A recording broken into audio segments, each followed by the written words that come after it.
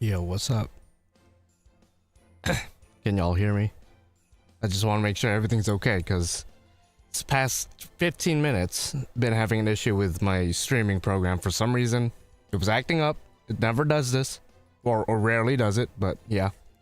What's up, Jackie? What's up, Hikari? Drax, I've been talking to you for pretty much the past 40 minutes, it feels like. Thank you for chatting with me, by the way. I was just kind of chilling here, preparing everything. Thank you for the happy birthday wishes and for the people who wished me happy birthday in the previous chat, because there was a previous stream before this. Thank you for wishing me happy birthday.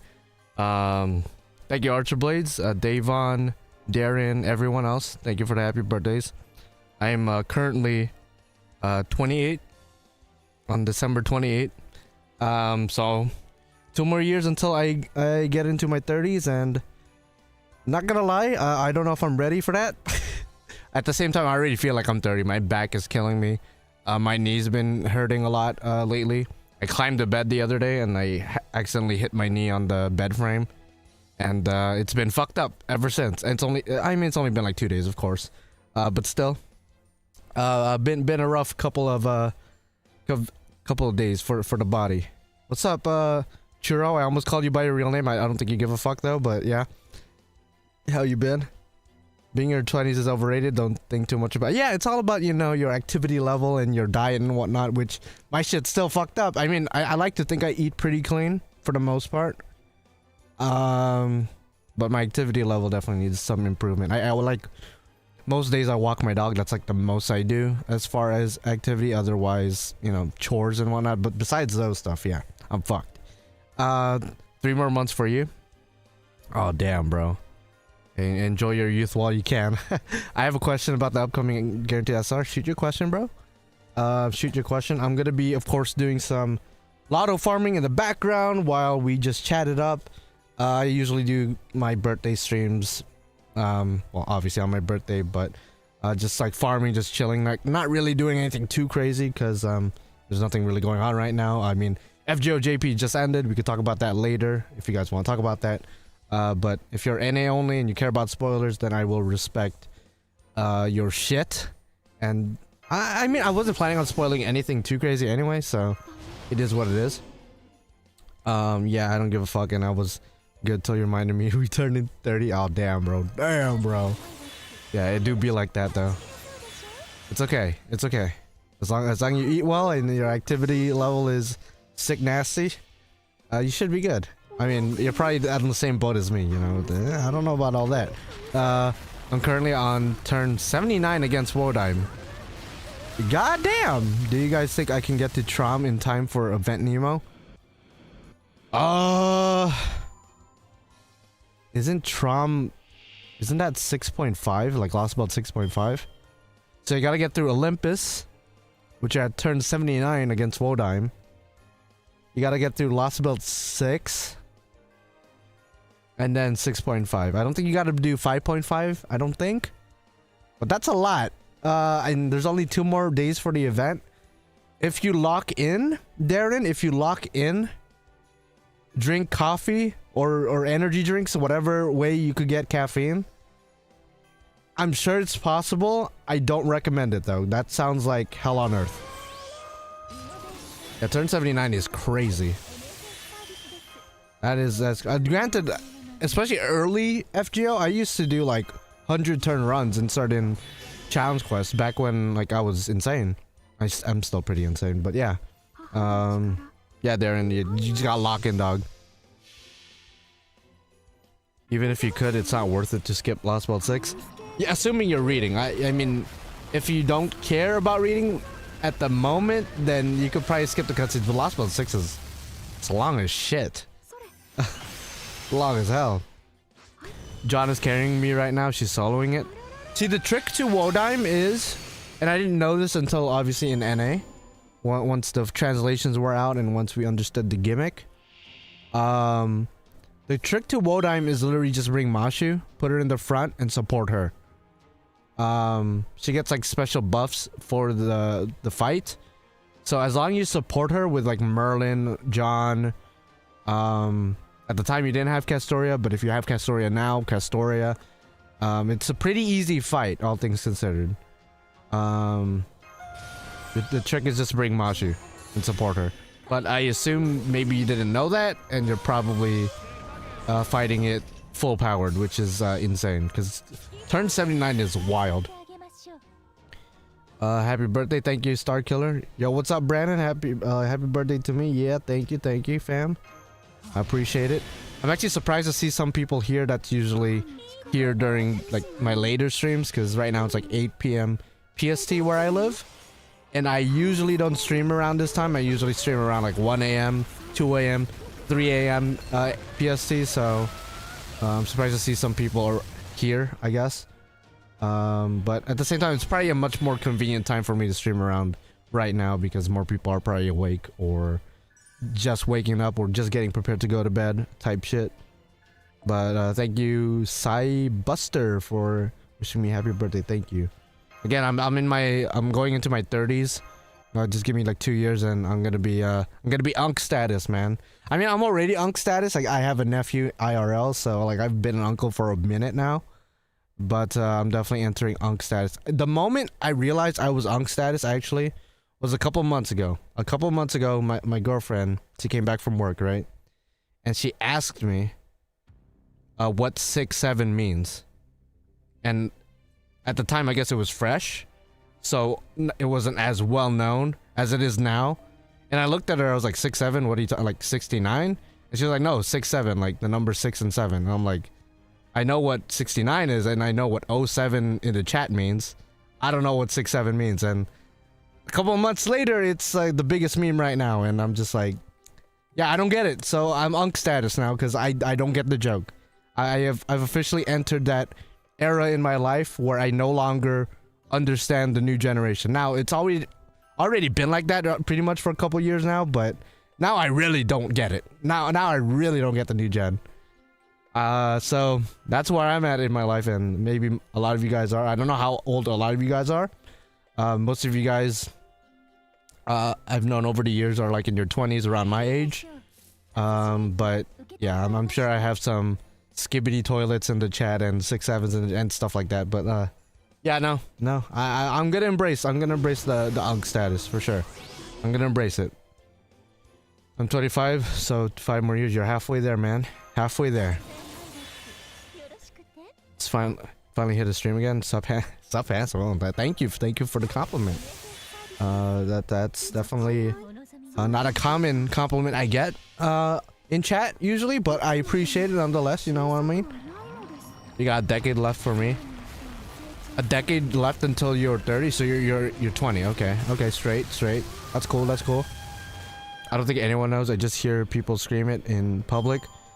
So at first I was like, this joke is stupid, and it is stupid. But the more I thought about it, like my generation had that with like not just 69, but like if you watch SpongeBob, well, what's funnier than 24, 25? Like, it's just a number, but we find it funny. So for us to look at this new generation and like, oh, 6-7, and we're like, oh, that's stupid. Why do you guys find that funny? At the same time, we've had that.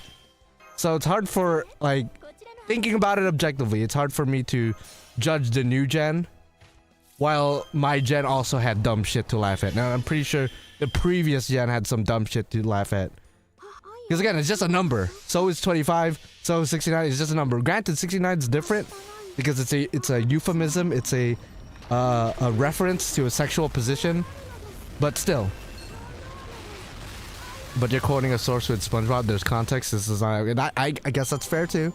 I mean, doesn't it have a context? If I'm not, isn't it from like a rap song or something? And then a kid said it, and then for some reason it just spread like wildfire. That's the context. That is the I think. So technically it has, it's just like a context we don't completely understand.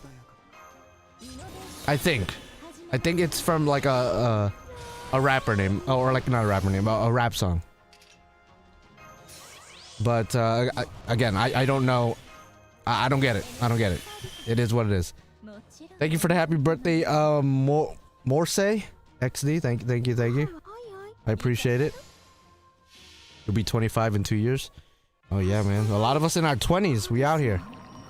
Bro, we had memes like CJ singing the San Andreas song, or the You reposted in the wrong neighborhood song. Yeah, I mean, you know, our generation, like, well, I don't know I don't know. Again, I don't know everyone's age, but my generation, I would say, we kind of pioneered the internet memes. We were like the OGs. Like my generation, maybe the generation beforehand. The new gen, bro, like I don't know.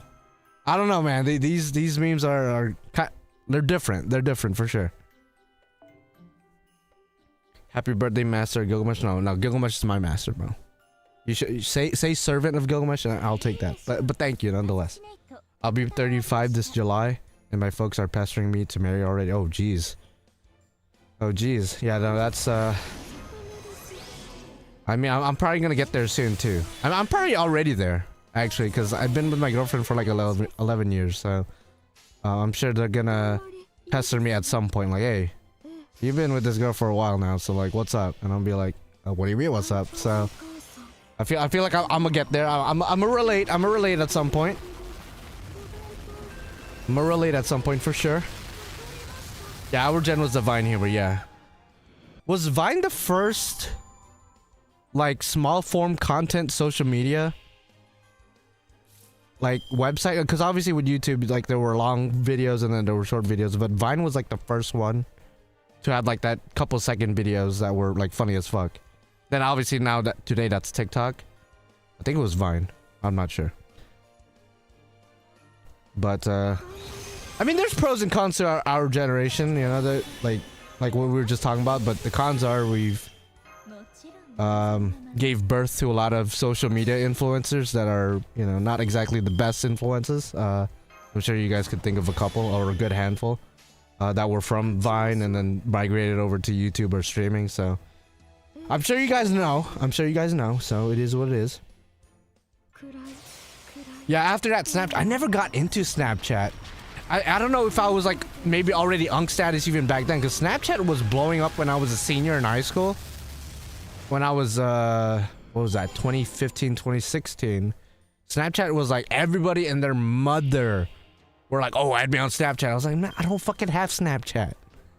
Because I don't like the concept of like you send a message and then, or like a video or whatever, and it deletes itself within an allotted time. I think there's a setting where it doesn't do that. But isn't that the whole concept? Like you send a message and then it deletes itself? I don't fucking like that. I think that's dog. For me, that's dog. I never tried it. Maybe I just missed like an opportune moment to get into something, but I didn't like that concept. I like being able to look back at old messages or like whatever. I don't know why. Just having that documentation there. Yeah, that shit was dog, like dog water.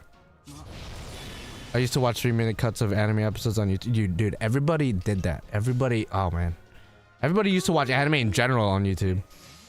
And now it's like, you'll be lucky to find anything on YouTube, but that's like, not fucked up. How about the anime episode in the corner of the video? What do you mean? Like reactions? Or like, it would be like, there's a background, and then there's the corner anime that's like, the audio slightly fucked up to prevent copyright. Yeah. No, I gotcha. Yeah, I watched Higurashi on, we talked about this before. I watched Higurashi, School Days, a lot of the older anime. Well, at this point, it's ancient anime, not even older. Yeah, some Dragon Ball episodes for sure. Yeah, absolutely. Yeah, I didn't like Snapchat. Yeah, same. No, the guaranteed SR NA tilted me, so no more money till CL. Well, damn. All right. By the way, somebody had a question about the guaranteed SR. I don't know if I missed it. So if that person's still watching, can you bring up your question? Because like I feel like I just totally ignored you. I just want to make sure you get your question out there and answered. You feel me? YouTube also had spicy anime like back in the day. There was one. Was it called Kiss X Sis? I remember like that being. I didn't watch it like religiously or anything like that, but I remember seeing that on YouTube. Like not watching it, but seeing it. If that makes sense. It's 2006 and you're watching Naruto. Oh, dude, is Daily Motion still a thing?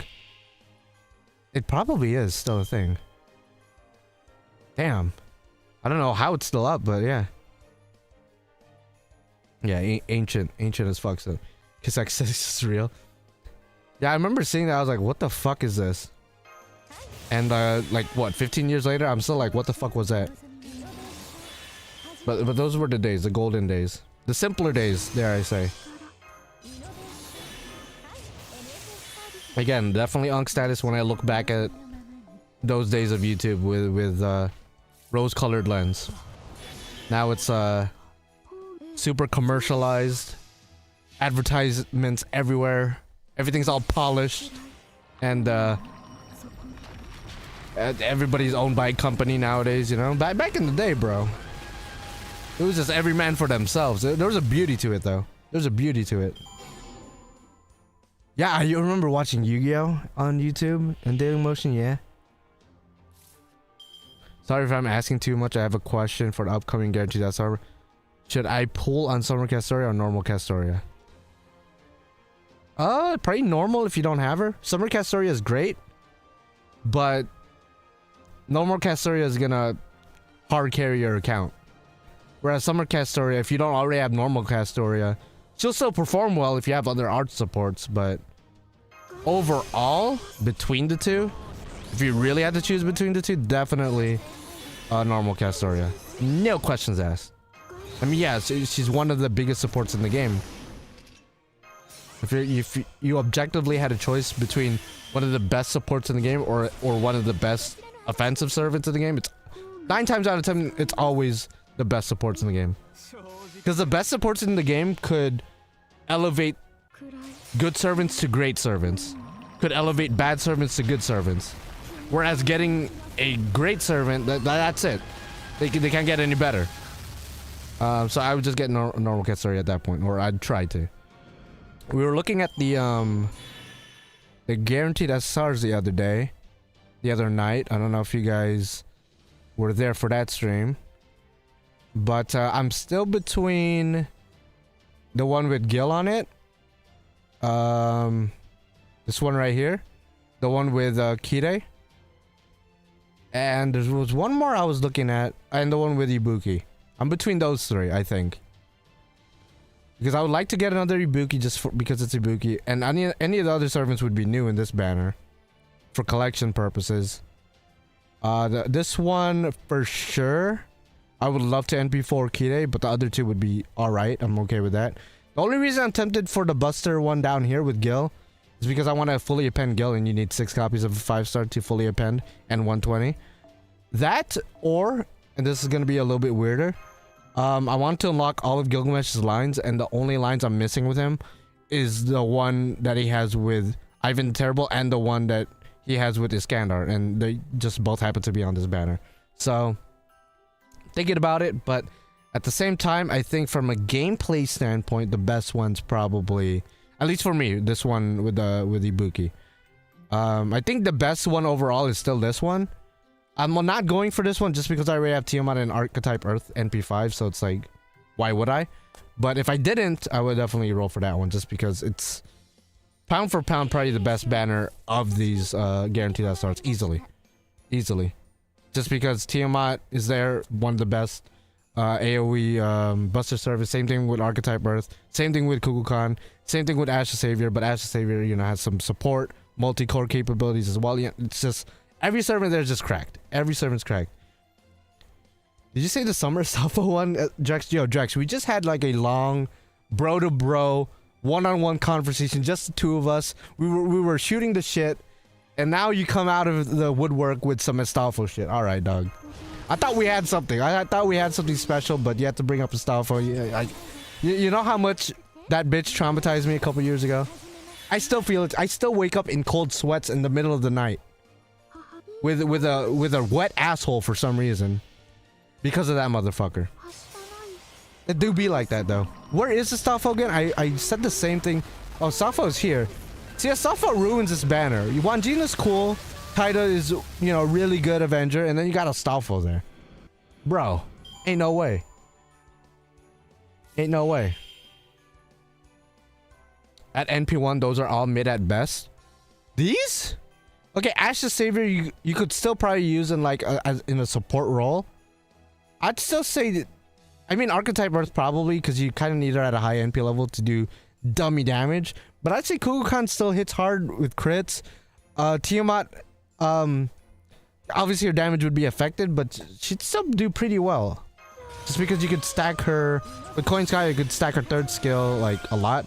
I didn't mean to do it just then, but like, yeah, there's my demonstration. Is Kuku good at NP2? Oh, for sure, yeah. If you could upgrade her NP level, definitely go for it because she's dummy with the sauce, actually. The higher the NP level for any AoE or for any offensive server, pretty much, the better. Can you look at the regular Castoria banner? Regular Castoria.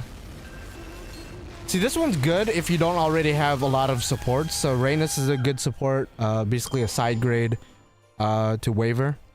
So in some cases, even better than Waver, although it really depends on the situation. I didn't mean to do this. I'm sorry. I do this already, and now I feel like when I do this, I feel like I'm committing a sin. Okay, but yeah, Castoria's there as well. If you don't have Scotty, you could get Scotty. Chin Shi Hung is alright. Juggling something? No, it's we talked about it earlier. I don't want to say it again. Someone said 67. Yeah, 66. Yeah, no, I'm good. Ain't no way. Ain't no way. Is Takadu from Fate Samurai Remnant good for gameplay? Like, yeah, no, he's pretty much a generic arch looper, pretty much. So if you need a arts AoE servant, he's a decent servant to go for sure. Juggling something, yo. Yo, FBI, you don't want to know what I'm juggling, dog. You don't want to know what I'm juggling, because if you knew what I was juggling, you'd probably come to my place of residence and, you know, arrest me. Yeah, but so what is everyone hoping, if you're assuming you're an NA player and you're going for a guaranteed SR, which guaranteed SR you're going for and who are you hoping to get? I already gave my 3. I gotta pinpoint which one I'm gonna go for, because it's literally in like 3 days and I don't want to sit there when it's actually out and just overthink it. I need to pick one. Arcwid for sure. Alright, good luck. Hopefully you get her.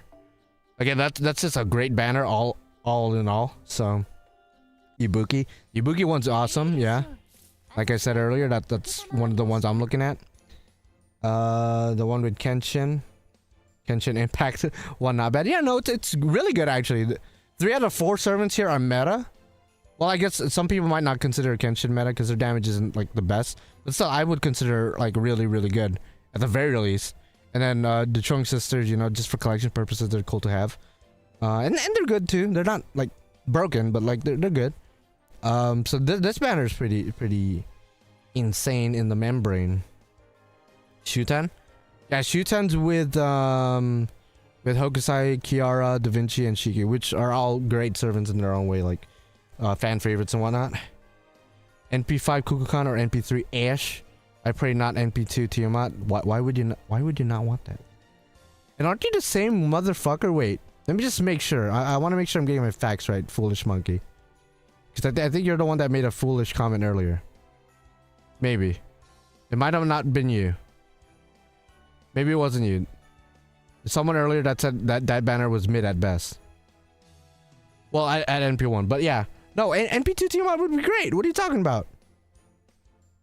And NP4 Arc. But yeah, NP5 Kukulkan would probably be the main goal just because I presume you already have her NP4. So yeah, probably want to get her NP5. 1000%. Yeah, insane in the membrane for sure. What's the worst guaranteed SR? I mean, everyone has their different opinions. If you guys want to pick which one would be the worst guaranteed SR in your opinion. In my opinion, I mean, I already said it, dog. Worst guaranteed SR by far. Actually, I'm between 2 now. Now I'm really thinking about it. Though, I actually know. It has to be the Astolfo one. Because you got a 1 out of 3 chance of getting Astolfo. The other one is the one with Hijikata, but it's like a 1 out of 4 chance of getting Hijikata, so like whatever. Because fuck Hijikata, if you're wondering. But no, the Astolfo one's definitely the worst. Just because Astolfo ruins the whole thing. Astolfo literally ruins the whole thing for me. You finished Olympus? Congratulations, Darian. Oh, so you beat Wodheim? And then, okay, it wasn't that bad, right? I mean, 79 turns is kind of crazy, but yeah. Kukulkan's 120. Well, hopefully you NP5. Astolfo slander. Listen, I'm not a fan. Just not.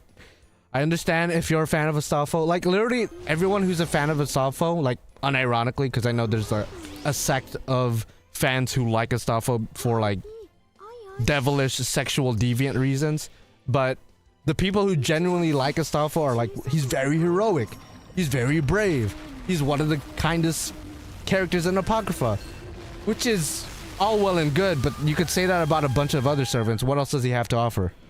Besides being a paragon of sexual deviance online. That's about the only other thing he offers. He's very heroic, he's very brave. That's his entire character. That's his entire character. He's, I don't know, not a fan. I found him to be extremely annoying in Apocrypha.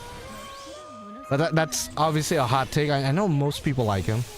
Most people like him, which is just like, alright, you know, more power to ya.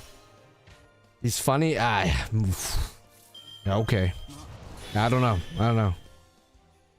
If we're talking about Apocrypha, then Siegfried takes the cake for heroic and kind. I agree. I actually agree. People out here talking about, like, you know,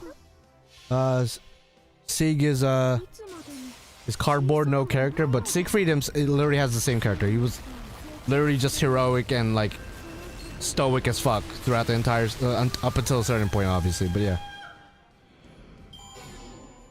MC and Astolfo need to have a one-on-one confession. Nah, see, what you need to do, FBI, is you need to knock on my door, take me to a facility of some kind, find Astolfo, put him in the same room as me, and I'll handle business. Let's just say that. I'll handle business. If you hear him screaming in pain, screaming for help, don't even bother. Don't even bother. Only come in after the ceasing of noises happens. But when there's no more noises, you may walk in. You may walk in and assess the damage. Otherwise, like, you let me have this. You let me have this moment. Will there be bodily fluids? Yes, there will be. There will be gallons of bodily fluids for sure. There will be meat spread as well. For sure. Meat will be spread and fluids will be gushed out. 1000%. As an Astolfo fan, okay, here we go. I hate the stigma we have. All right, okay. Darian's about to make an argument. Okay, I'm open to an argument. I'm open to it. I liked him in Extra. Was he an Extra? He was an Extella, but I'll let you have that. And the way Wada drew him. Okay, I could kind of get that. I love the way Wada Arco draws Gilgamesh, for example. I would even say that Wada Arco draws my favorite iteration of Gilgamesh. Just the way, I don't know, just the way Wada Arco draws Gil just hits different for me. So I get that. I like both him and Sieg. Sieg is interesting because he's a monk. Okay, that's a hot take because most people don't like Sieg. I'm okay with Sieg, so I'll meet you halfway. I like Sieg, actually. I'm cool with him. You know, I feel like we could go out to a bar and I get a glass of milk because I don't drink. But, you know, I would shoot the shit with him. You know, I'm cool with him. And we didn't get much info on that. I couldn't type Excella, count cap. Okay, fair enough. All right, well, again, more power to you. If you like Astolfo, if you want to, like, be best buds with him, if you want to, like, swap fluids with him, great, awesome. Just not my cup of tea for sure. Didn't know Astolfo would invoke this conversation. Oh, yo, listen, Drex, if you bring up Astolfo or Hijikata, bro, I gotta go on a roasting session. That's just how it is. And you can't disagree with me. It's my birthday right now, bro. You just let me have it. Just please. If I were to ask for one thing from you guys besides liking the stream and, you know, shooting the shit with me, it's just letting me have this. Just let me roast them. Watch it for Vlad getting screwed over. Oh, Apocrypha? Haven't watched Fate Apocrypha in a while. I like Morgan's and Miriam's from it, among some others. Apocrypha had some really great moments. I think, as a whole, a lot of people don't like the story. They don't like the main characters. They feel like Mordred and her master should have been the protagonist and whatnot. But there were a lot of very, very good fights with a lot of very great moments from Apocrypha that I feel like get overlooked because a lot of people hyper focus on the things they don't like. Like, again, I fucking hate Astolfo. Every time he's on the scene or in the scene, I just want to turn off my TV. But I stick through it and I appreciate the overarching story. Some people hate Sieg to the point, like, they hate the entire story. Which I'm just like, yo, just stop hyper-focusing on the things you don't like and look at everything else. There's a lot of great things from Apocrypha. I think the Karna fight for sure was probably the peak as far as like the fights go there. But like when everybody, like I don't want to spoil it for those of you guys who didn't watch it, but when everybody ganged up on Vlad, I think that was pretty cool. Achilles on the plane against bitch ass Chiron. Chiron was another motherfucker I could not stand. Yeah, no, that was great. And actually, Chiron, I hate well, I won't say I don't hate Chiron, right? I don't like him because I find him boring for the most part up until like that fight. So that's the only reason I don't like him, because I feel like he's just a blank sheet. Like everyone roasts Sieg for having no character. I feel like Chiron had no fucking character. He was just there with a horse face. That's it. He was just there with a horse face. That's all he did. And his attacks were so basic. That's all he did. I know he's an archer, but that's all he did. He didn't do anything else. He had nothing cool. Up until like the Achilles fight, obviously, but otherwise I found him to be very boring. Achilles was busting. Achilles was dummy with this house. Asafa is great. He is amazing. You are dead. Oh, it's your birthday. Never mind. Yeah, he sucks and you're right. Yeah, thank you. Thank you. Thank you. That's all I want. That's all I want. Tomorrow you could disagree with me. You would still be wrong though in the grand scheme of things, but you could disagree with me tomorrow. But not today. Today's my day. When it's your birthday, you could roast Gil and I'll let you roast Gil. Just know the next day you better sleep with one eye open. You better sleep with one eye open, lock the doors, lock the windows. You better wear a chastity belt or something, cause I'm coming for you. To be fair, I agree with you. No, okay, yeah, no, I'm glad you do. I'm glad you actually do. Atlanta went mad because of Jack the Ripper was amazing, which is interesting because he kind of caused Jack's downward spiral by you know, shooting a certain individual. But you know, she could get mad at John all she wants, even though she's kind of the cause of what happened to Jack. But besides the point. Okida interlude made me never want to pull for Hijikata. I actually don't know what happens in Okida's interlude. I don't have her, so I never read it myself. But if you say so, hey, I really don't want to roll for his dumb ass, his bitch ass, his ugly ass, his basic ass, no charisma, no personality, no bitches, no riz. Looks like a basic ass fucking... I don't know what else to say without getting this stream taken down, but nah, fuck Hijikata. Yeah, homie got no bitches, dog. Homie got no bitches. I remember I said that like as a joke, clearly, and then somebody in the comments had this whole ass essay, was like, actually, Hijikata in real life was known to be quite the womanizer. In fact, he had multiple... I'm like, yo, I don't give a fuck. I'm not talking about him in real life. I'm talking about him in game. I'm talking about him in game. And in game, he sucks. He sucks dick.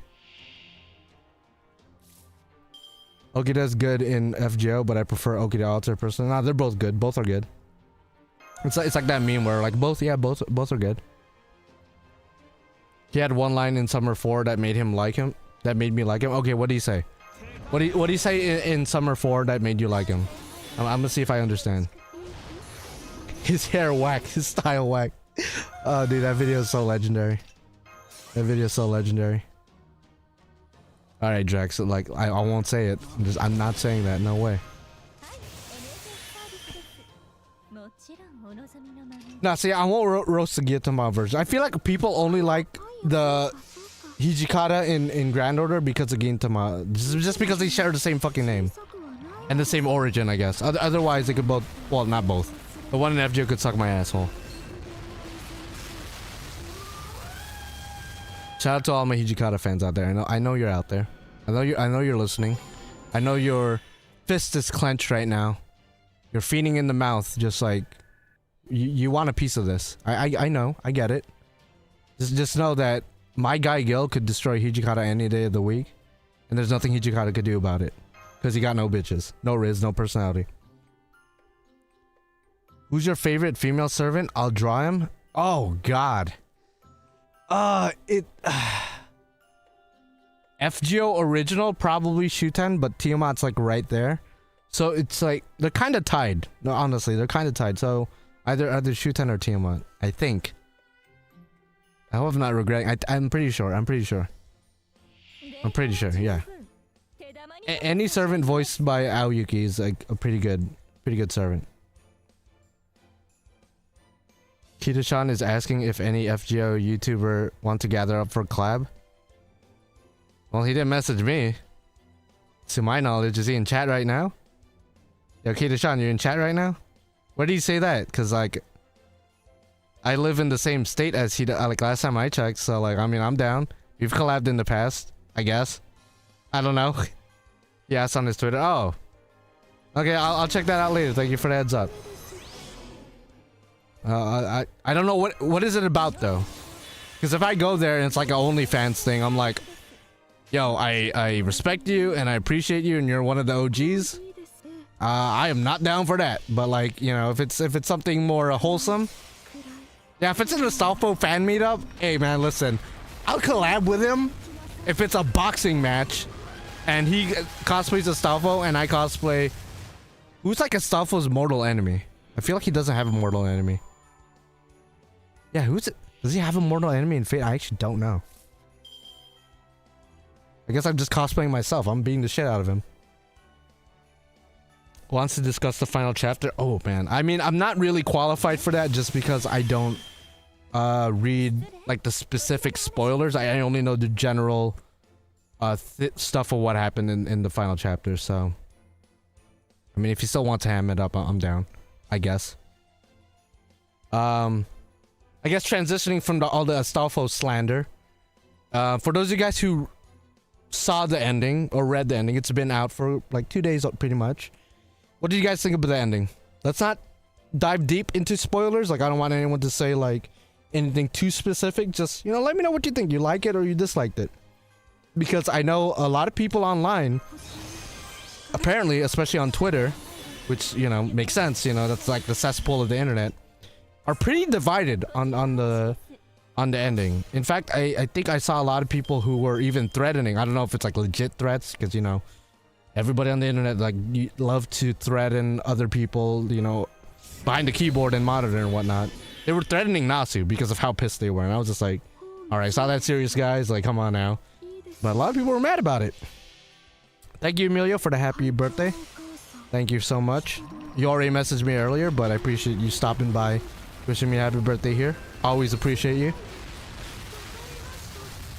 The fact that the raids lasted so long was... Yeah, I know. It lasted a lot long, because when the raids first dropped, and I was streaming like the first hour or two when it first dropped, I was like, oh, I could see this raid lasting 2 to 3 days. It lasted damn near 4 days, right? So lasted almost twice as long as I thought. So like, that's kudos to them for actually making it a longer period of time, for sure. Absolutely. FGO needs to end now. There's no way they can do better ending in less than 10 years. I actually disagree. I think they could probably do more with the ending. I'll get to it later. Love the ending. Wish the game just end of service after this. Not gonna lie. Damn. Wait. Chill. We got 2 people already being like FGO better end now. Damn, that's wild. Who do you think is worth turning into Grand Lancers, Kasaha or Nagao Kagatora? If they're both NP5 price Kasaha, but otherwise if Kasaha is NP1, then probably Kagatora for sure. If they were mad, they were just mad that the ending wrapped up FGO so nicely. Okay, fair enough. I like the ending, but I have a lot of questions. Nearly 5 days. Okay, so I don't know if you guys saw my recent stream where I went through the ending. I didn't show it, but I went through it. Full face myself just to hide the ending, because I'm not allowed to show screenshots or videos. I don't know about other people. Other people could do whatever they want, but I wanted to, for the most part, respect the wishes of the devs and the writers who provided me and us this game and this experience for the past 10 years. I wanted to respect their wishes because they literally posted online multiple times not to post anything, screenshots, video footage of like the cutscenes and like anything that might spoil the ending. So I respected that. I was like, okay, cool. I had no reason not to respect that. So if I don't know if you saw that stream or you saw the video I uploaded where I talked about my first impressions of the ending. Feel free to check that out at any given point in time. But my general thought, first impressions getting out of it, I was okay with the ending. I thought it was a satisfactory ending. But even without reading other people's opinions, because again, a lot of people are pretty divided online on the ending. I would even say most people are pretty pissed about the ending, if I'm not gonna lie. If I want to get specific, one of the things that I'm okay with the ending with, like, again, I don't want to spoil too much again, is with the main protagonist, the main character, not me, but like Ritsuko Fujimaru, Gudako, whatever.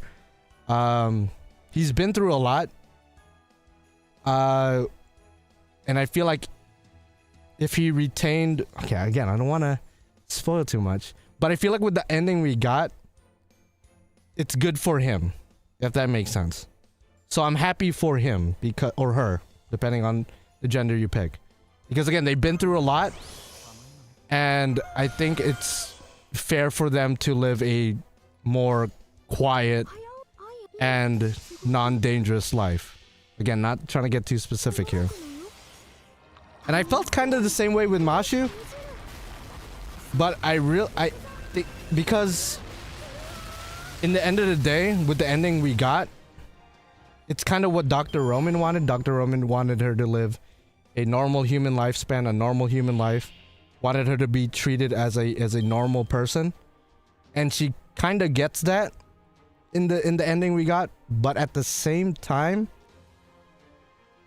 again, after a couple days of really thinking about it, what makes Mashu Mashu is everything we went through.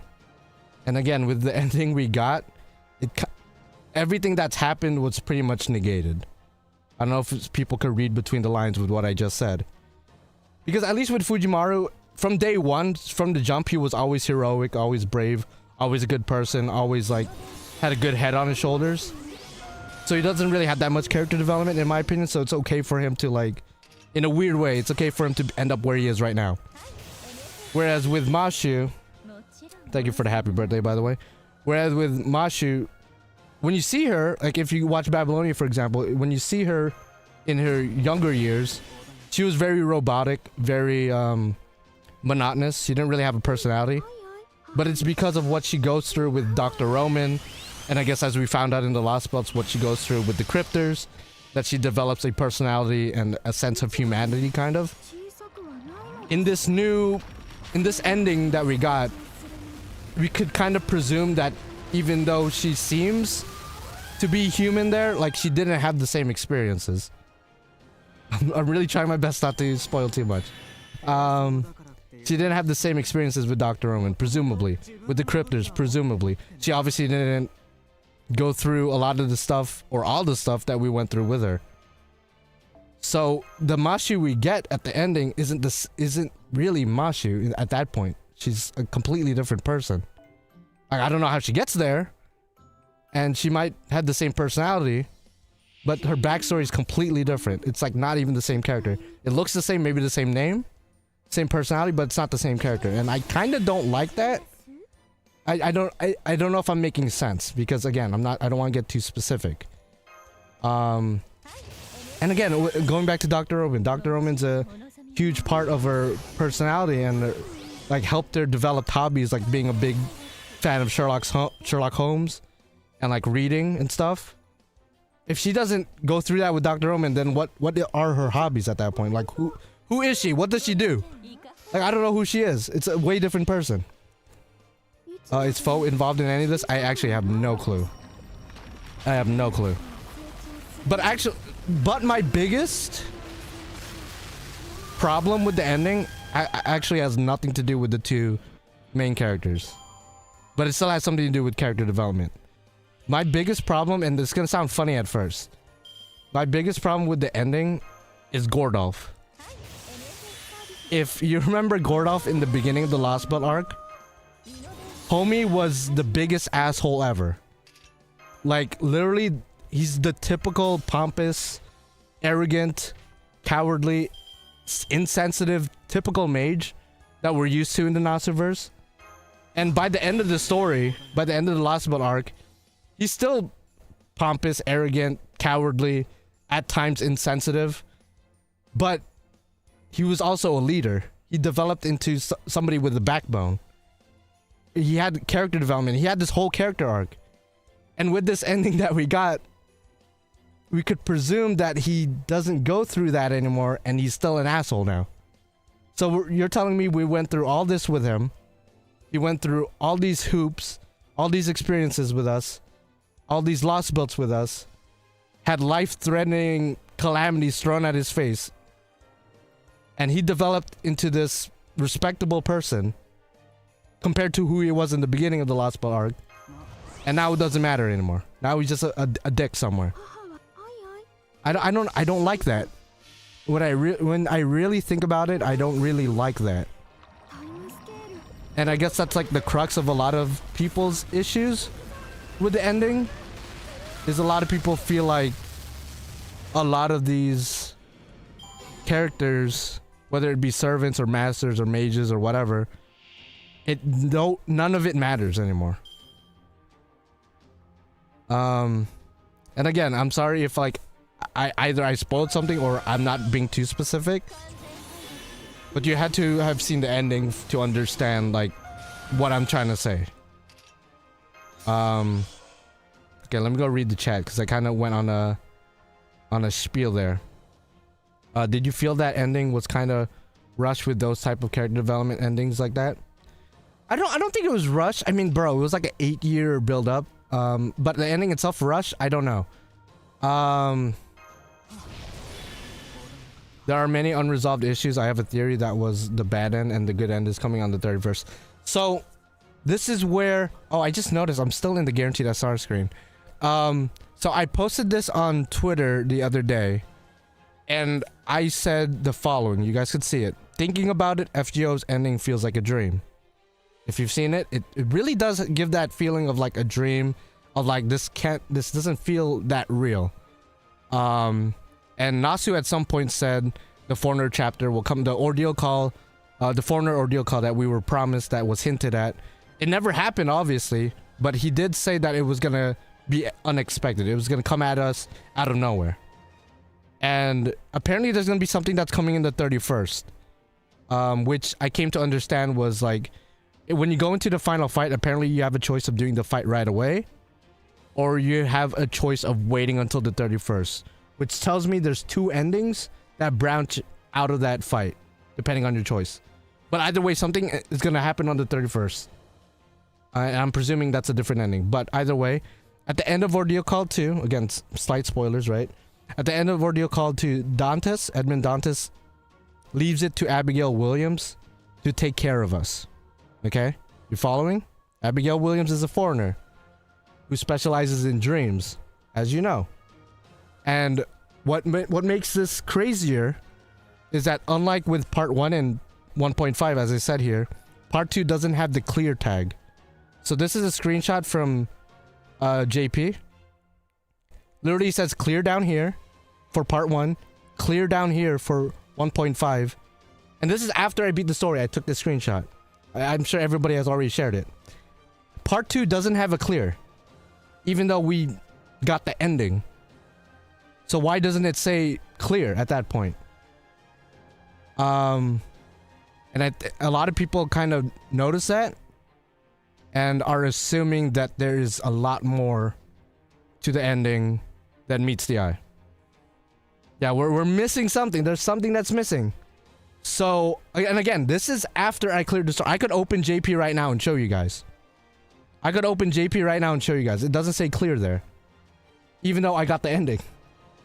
So there is, there's something going on. And I'm thinking, and a lot of people are thinking, that there's going to be an alternate ending this coming 31st. That's going to branch out from the choices I just mentioned. Again, before the final fight, you have the choice of fighting the final fight right away, or you have the choice of waiting. And when you wait, it just boots you out of the quest. And it tells you to wait until the 31st, or I think Nasu or somebody said to wait until the 31st. And then maybe try that second choice again. Apparently, there's going to be maybe a branching of endings. So maybe the ending we currently have is the normal ending, or the good ending, or in some maybe interpretations, maybe the bad ending, and then there's gonna be a true ending later. I don't know exactly how that's gonna fit in with like the Abigail and foreigner thing that I want, because I just want more foreigner content, if I'm gonna be honest. But I'm curious if anybody has any idea of what that could mean. I have a theory. If Mashi's portrait picture with the theme Over the Same Sky anniversary event was a big spoiler, does that mean all the servants? That's what I was thinking too, because if you look at the Over the Same Sky Mashu craft essence that we got for anniversary this year, it hinted at the ending. It didn't even hint at the ending. It blatantly shows the ending. So if you don't want to see spoilers, maybe don't look at it.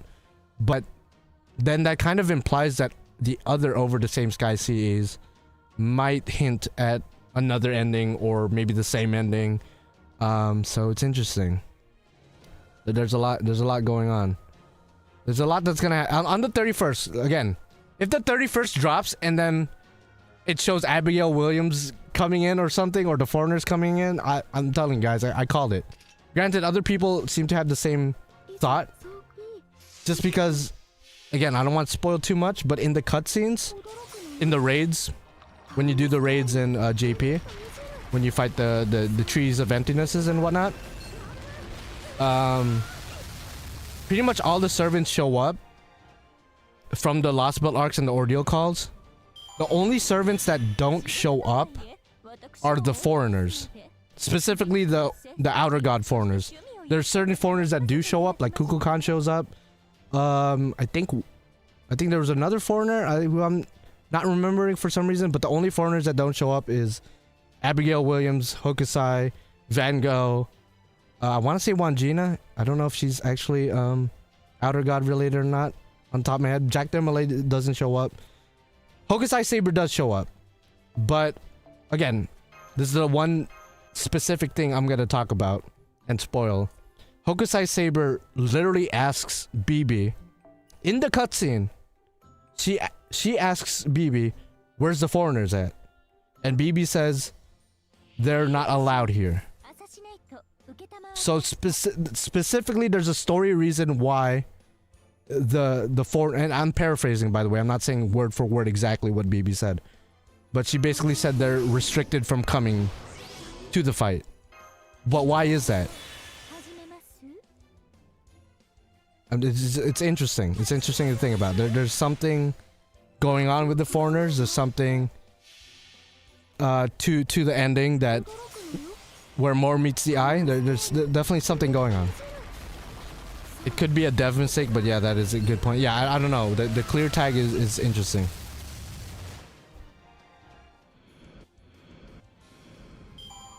Yeah, Transformers is more that meets, yeah.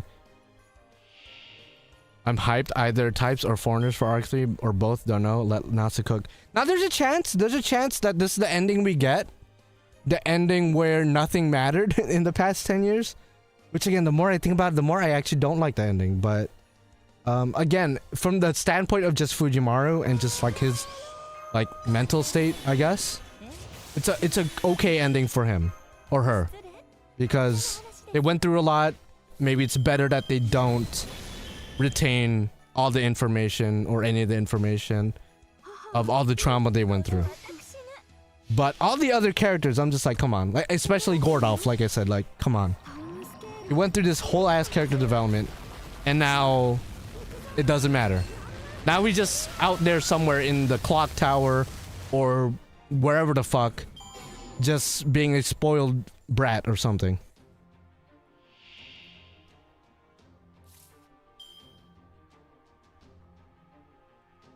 Papa was banned? Yeah, no, her octopus daddy wasn't there. Because they weren't allowed, apparently. That actually makes sense with all the VAs and singers saying goodbye to FGO in unison. It would make more sense that they did this to get people to think that there's a fake ending. Yeah, maybe they're in on it. Maybe they're in on it.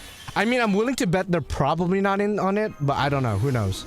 Because there are a shit ton of, like, if you go on social media, there are a shit ton of voice actors, actresses, a lot of artists, like official artists for FGO, that are basically saying, oh man, it's been fun. I'm glad I could be involved in this 10-year-old game. I'm glad I was able to voice this character. I'm glad I was able to design this character, be involved in some way. And it makes it sound like the game is ending, but I don't know. I don't think it's gonna end just from the standpoint, like a business standpoint, like it makes way too much money. Aniplex and Lozangle and Sony as a whole would be dumb as fuck to just let it end. But at the same time, I don't know. I don't know. None of us really know in the grand scheme of things.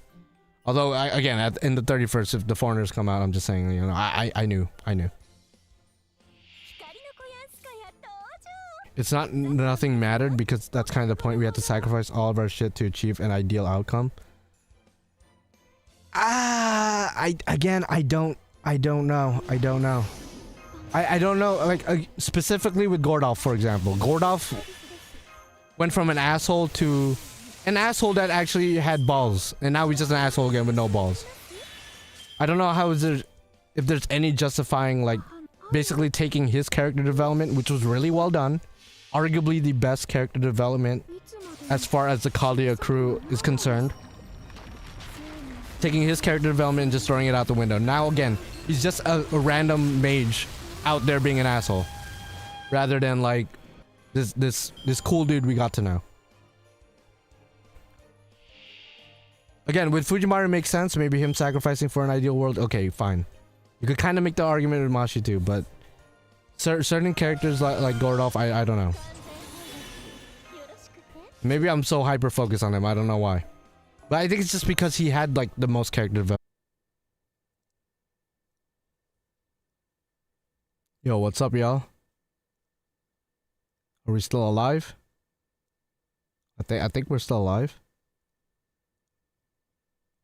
Are we okay? Yo, type 1 if we're okay. Type 1 if we're okay. I think we're okay.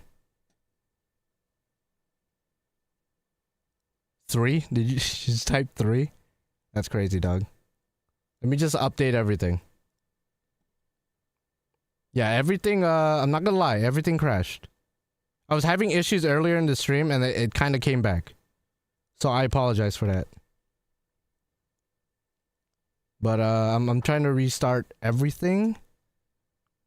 Put everything back to where it was, because again, the stream crashed and I had to restart a couple of stuff.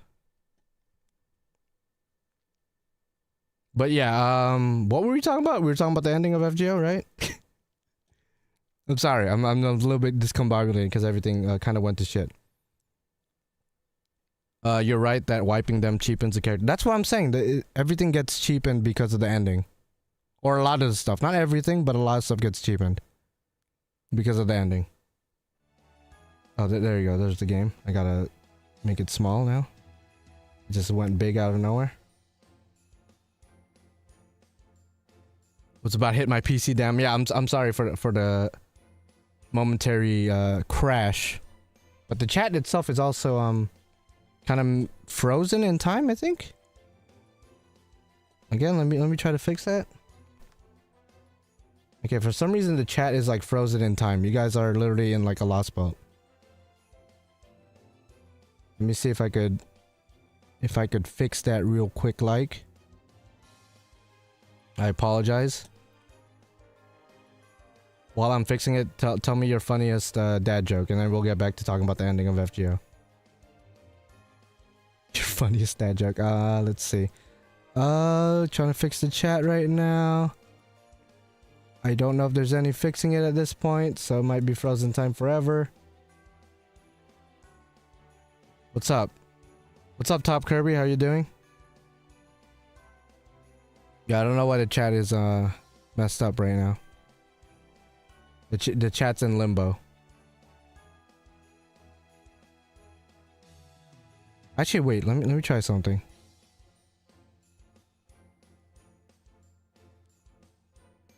Fujimaru sacrificing everything so Shiro can have Saber once more. What a bro. That is interesting to think about. Did our sacrifice make it so the Fate Stay Night timeline could happen?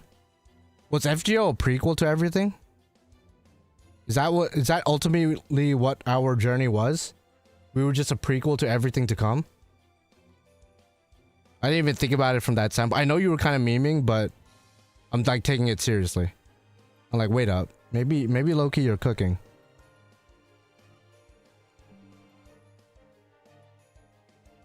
Why is the chat not working?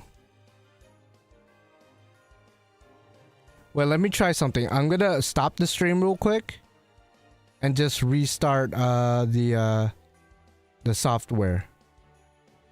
Just give me a sec.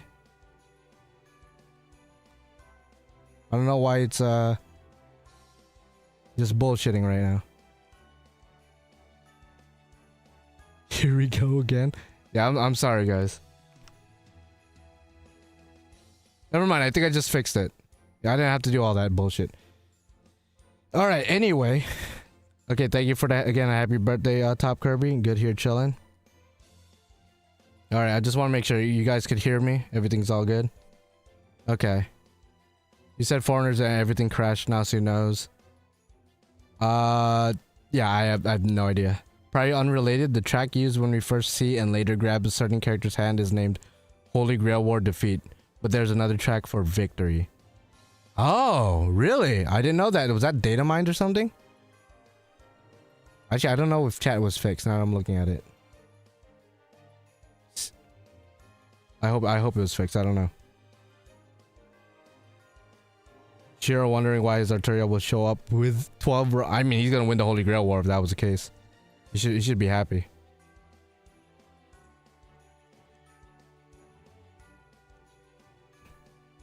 I fear I made Shutan too zesty and she crashed the stream. Oh damn. So you're the 29th of December?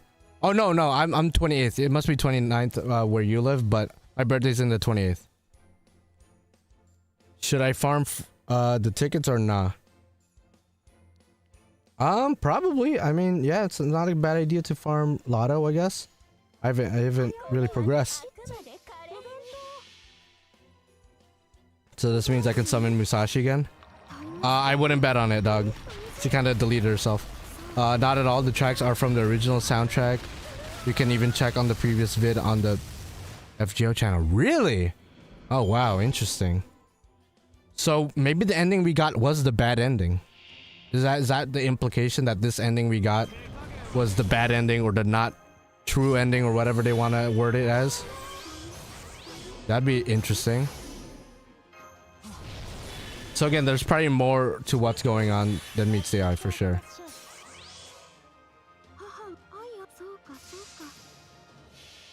Shiro with this small mana pool. Yeah, with 12 Rongo, you probably won't be able to do anything. They should try to tell us this was a good ending though. Yeah, I know. Okay, I'm gonna try what I said I was gonna do. I'm gonna stop the stream for like maybe 10 seconds. And I'm gonna see if that fixes the chat thing. Because the chat on the top right, as you can see, isn't moving. It should be moving as you guys chat. So give it like 5 to 10 seconds. I'll stop the stream. Okay, we should be alive again. If the chat isn't working still, then it is what it is, you guys. Just for visual purposes, I just kind of like having the chat up there. I mean, I guess you guys, it doesn't matter. But it's gonna matter to people watching back, maybe? I don't know, actually. Probably not. Because they could still see the chat, right? Okay, can someone type to see if it moves? I think it did move up. Okay, it does move. Oh my god, holy shit. No, we're here. We're here. Okay, we're back in business. We're back in business.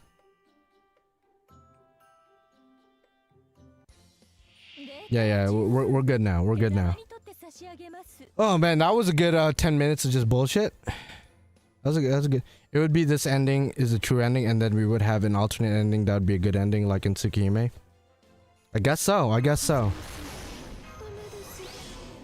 So with everything we said earlier, do you guys still like the current ending? For those of you guys who said you like the current ending, do you guys still like it?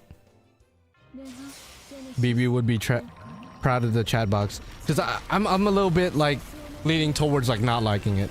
I literally went from like I think this was a pretty good ending to like the more I thought about it, I'm like I kind of don't like this ending now.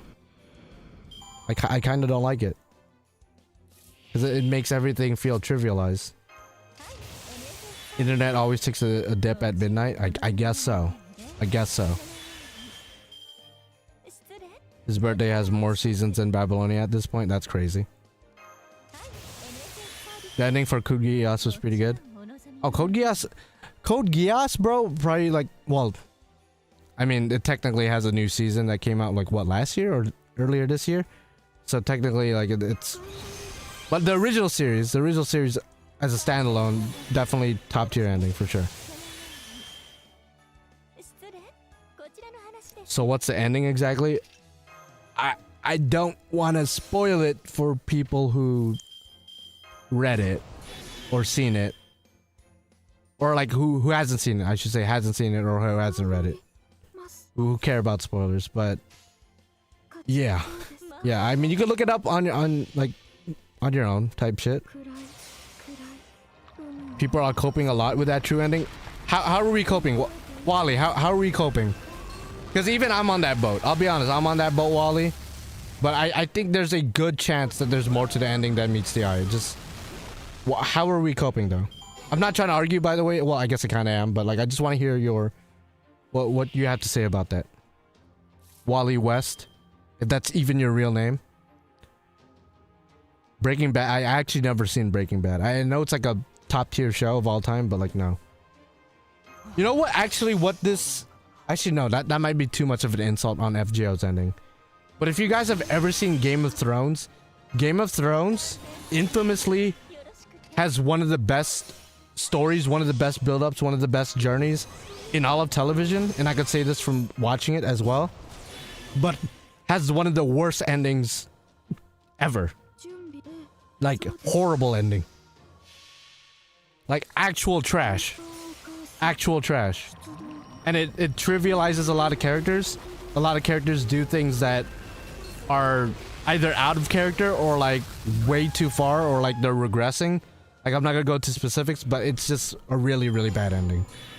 And I feel like, to a much lesser extent, this is kind of what that is. To a much lesser extent. I think the books have a different, or I think it's still continuing. Aren't the books still continuing? And it's gonna have like a way different like ending and whatnot.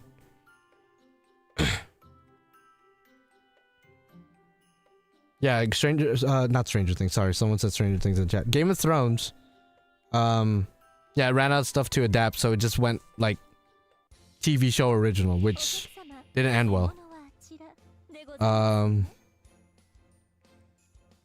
Okay, where's Wally at? Because Wally was, it's not gonna happen, this is the typical Nasu ending.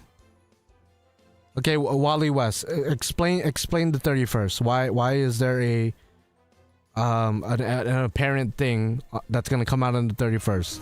Because in the game, like I said earlier, in the game right before you go into the final fight, you literally have a choice in the cutscene, like a mandatory choice before the final fight, to either engage right away or wait until December 31st. Why would they give you that choice unless they're saving something like an alternate ending or a true ending or a good ending, whatever you want to word it, that's gonna come out later in the week? Why would they make that a choice? Let's just answer that question. If you can answer that question, I will literally send you a box of Ferrero Rocher chocolates or something. If you could answer that question. The show was good till season 6-ish. Yeah, no, that's what I'm saying. Like, see, towards the end, that's when it started going into shit. That's when it started going to shit. I think that they wanted the players to wait till the 31st to play it, since there was a lot of references to the New Year and New Year's Eve in the final.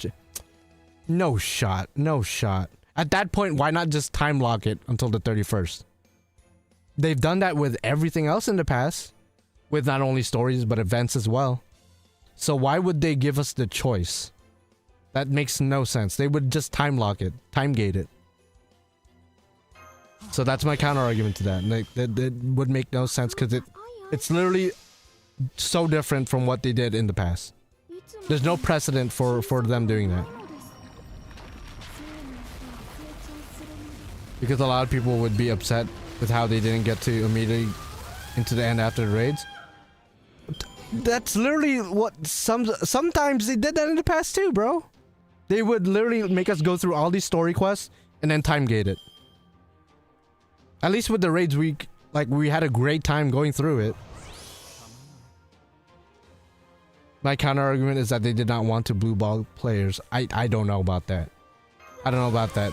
Either they would have not given us the choice at all, or they would have time gated it. the fact that they're giving us the choice leads me to believe that there's more to the ending than just what we got, in my opinion.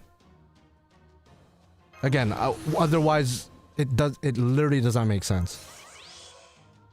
Yeah, watch the 31st be, watch it be the same scene, but then you see Abigail in the background. Bro. Watch it be the same exact scene, but Abigail's in the background, bro. Dead ass. I mean, at that point, that would lead to a part 3. That would lead to another chapter. And again, like I said earlier, why in the screenshot? Wait, let me show you. Where is it? For some reason, it's not showing on my software shit. Yeah, I don't know. Why is there no clear tag on the part 2? Yeah, actually, I should just open the game at that point. Let me just open the JP game. Wait, let me full face real quick. Oh, I'm in the middle of quest in JP. Never mind. Well, I might as well play a JP quest. Fuck it. Might as well play a JP quest. Maybe the choice was there to give those who wanted out a choice to get out. But again, like, why though? You could just quit the game. Like, oh, I can't do this quest right now. Let me just quit the game and then do it later. You could just quit the game at that point. The cleared tag could be a mistake. Nah, dude, there's no way. There's no way. And another thing, okay, this is one of the things that, like, there's no way there's anything like you could have an argument with. Why is Mashu still only able to be NP4? Only just NP4. Why can't we NP5 her at this point? If the game is over, if the story is over, and there's nothing left for the characters, if there's no other ending, if there's no other part that's gonna happen, why is it that she's still maxed at NP4? If there's nothing else, why is she still maxed to only NP4? Why not, like, fuck it, the game's ending, let's NP5 her. We already made her level 90, we already made her a 5-star, we already gave her a new, like, set of skills that she's OP as fuck with. Why not go the extra mile, like the extra inch, not even mile? Just make her NP5, fuck it. Like, we're at the end. So why? Why is that? Epilogue, Abby opens a pancake store. See, that'd be lit. Maybe we're meeting up so we could discuss business and discuss opening a pancake shop. Yeah, we won't know till it happens. That's true. I mean, that I agree with for 100%. FGO was known to have technical... They would have patched it and put the clear tag then right away. Why would they wait? Why would they literally wait? You're telling me they went through the whole process of giving us the OG background with the original Caldia globe, went through the process of giving us the new nostalgic title screen, but they won't take the extra second, like, oh shit, the clear tag isn't there, let me just input this code and then now the clear tag is there. Why would they not put the clear tag there? Because, oh, it's a mistake. Well, then they would have corrected it at this point. It wouldn't even take a maintenance. It would take, like, maybe 0.1 megabyte of a download, and it would have been fixed. You can't... Exactly, Alex, you can't trust it. You just can't trust it. There's no shot. This is Natsu we're talking about. He likes to fuck with us. And let it be known right here, bro. Like, let it be known. There's some of you guys who are arguing that it is the end, but no shot.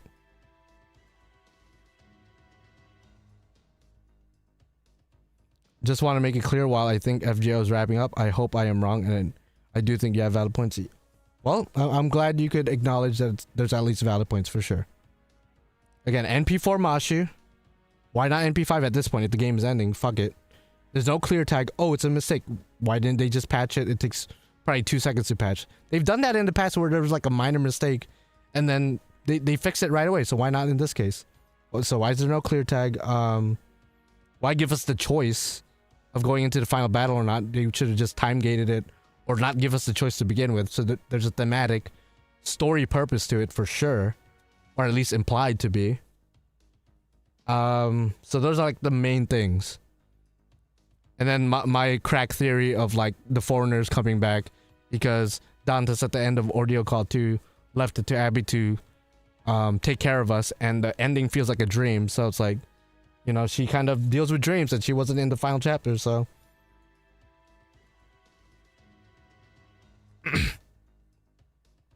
If the epilogue is teen adult Abby like that random comic that came out years ago, that would be lit. That would be lit.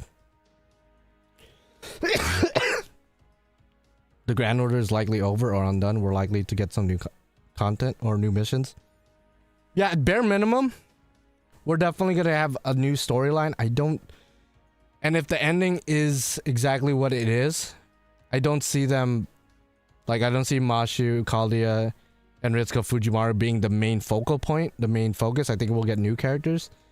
Because again, if you saw the ending, how the fuck are Fujimaru and Mashu still gonna be involved in the new story?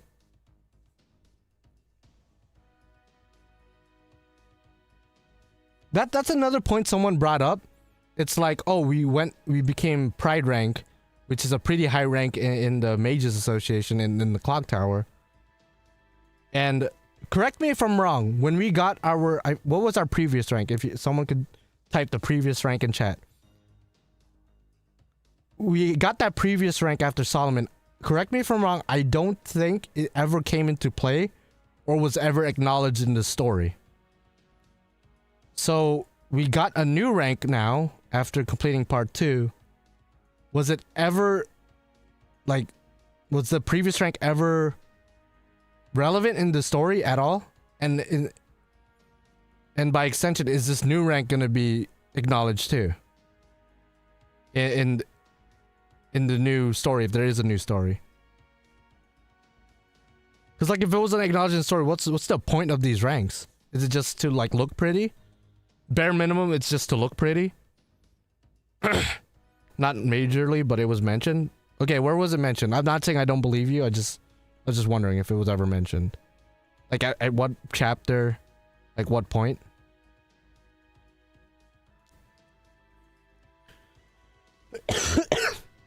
Pride rank is one step below Lord. It's one of the highest rank. Yeah, I know, yeah. The collab? Okay. Let me rephrase my question. Was it ever mentioned in the main story? I think I already did say that, but in the main story, in going into like Epic or Remnant, because we get the rank from post part 1. So presumably during 1.5 and of course through the Lostbelts through Ordeal Call, were that rank, were the cause rank. Was it ever acknowledged in the main story? Yeah, so there you go.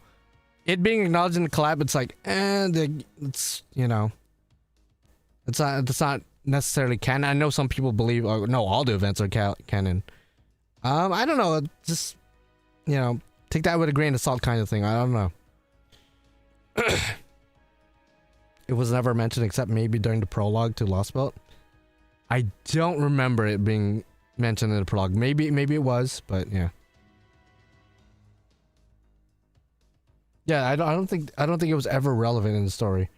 Like I don't remember there being a cutscene where Gordolf was like in the beginning where he was like, "Oh, you're just cause rank. You're nothing compared to me and I'm this rank," or anything like that. That's never been brought up. Thank you for the happy birthday. Thank you. FGO Pad Civilization. We discussing full spoilers? Not full spoilers, just like bare minimum, like how do you feel about the ending? What do you think is coming next? We're not talking like specific cutscenes or showing any specific stuff because I don't want to get in trouble. and I respect the devs and the writers enough to not show that stuff. Oh, you like the ending? Okay. You like the ending? I talked about it earlier, but I'm one of those who was okay with the ending in the beginning, but after a couple of days to think about it, I'm more and more leaning towards not liking the ending. We only have level 190, not 200. All right. Okay, that's a little bit... I don't know if you're being, like, facetious or sarcastic, but, like, yeah, no, that... I guess you could make that argument for, like, maybe there's more to the game, but, like, no, like, I think 190 is fine, I guess. It is an odd number, but yeah.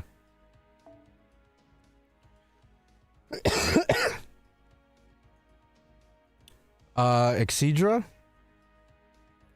I'm aware of it, but like after Magia Record, I don't want to like stream it or anything like that, just because Magia Record traumatized me.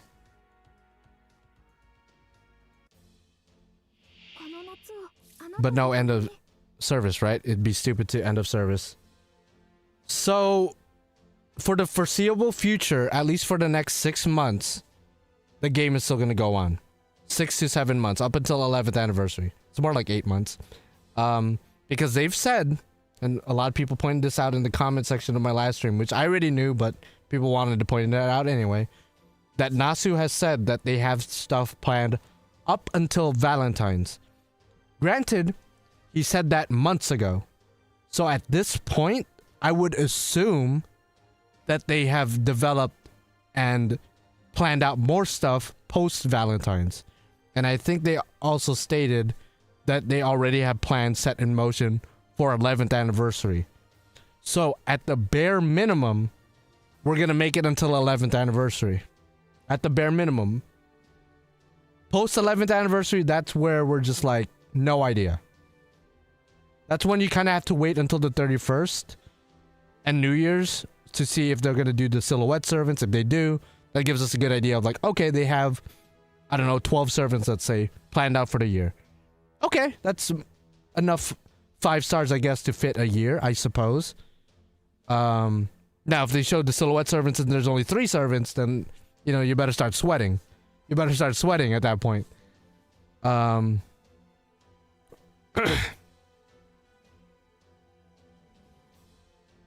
think Nasu concluded he's done creating story, right? I think he said, and again, paraphrasing, he's done writing FGO's story, but that doesn't necessarily mean like he's not gonna oversee it, because there's a lot of writers involved in FGO. It's not just Nasu. Obviously, he's the head honcho. He's the one that people answer to, but he himself isn't directly going to be writing for FGO, but I'm pretty sure he's going to oversee it, because he still cares about his world and his lore, and not just going to let some writer write something that's not consistent with the rules of his world. Granted, he's broken the rules a million times, or like created cop-out reasons why a character could do something or whatever, but still. Yeah,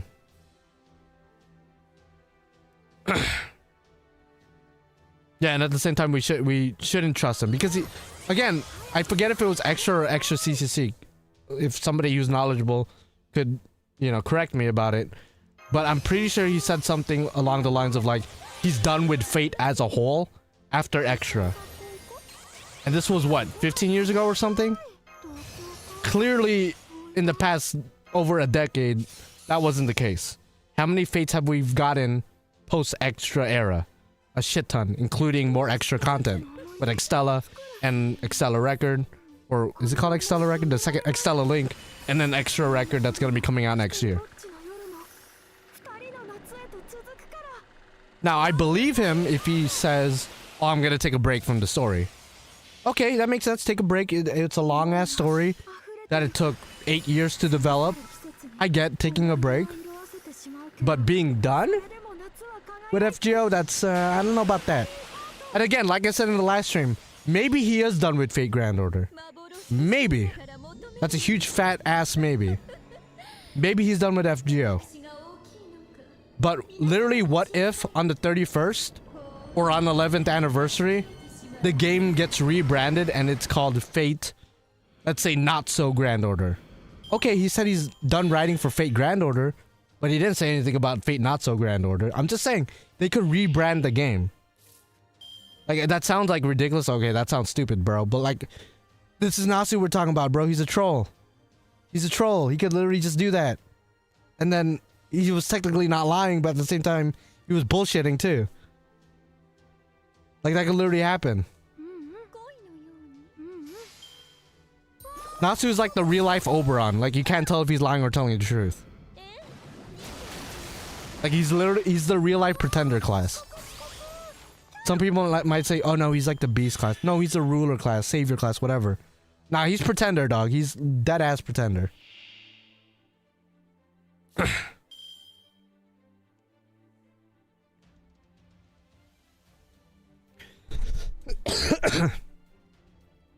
He's only done with Cosmos of the Lostbelt. Yeah, most likely. I think he's gonna take a break. Realistically, if I were to bet on it, I would say he's taking a break for maybe a year or so. But he's eventually gonna come back. And he's done this in the past before, where he had no inspiration, then he played Elden Ring, and then he got a huge rush of inspiration. So we just gotta wait until he plays like a new Dark Souls or Souls-like game, and then he's gonna be excited to write a new story. Straight up.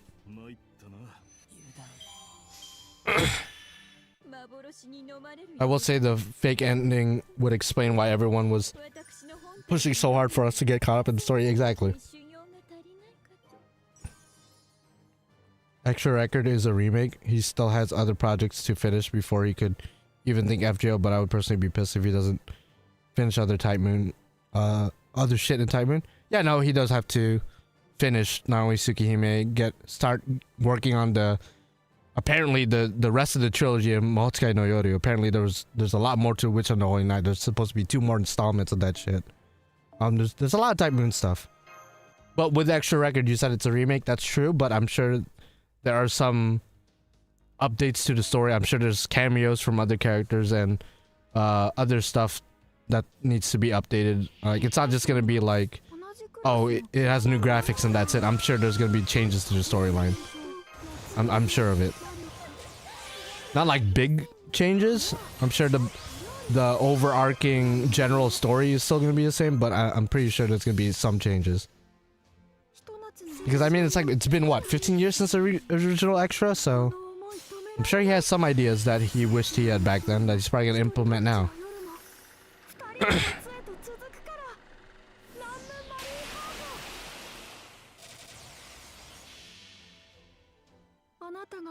I just hope we can deal smaller level stuff, like have rival mage shenanigans solving a mysterious disease, or fight other Type Moon creatures. I agree. I think after fighting all these world-ending, timeline-destroying, reality-bending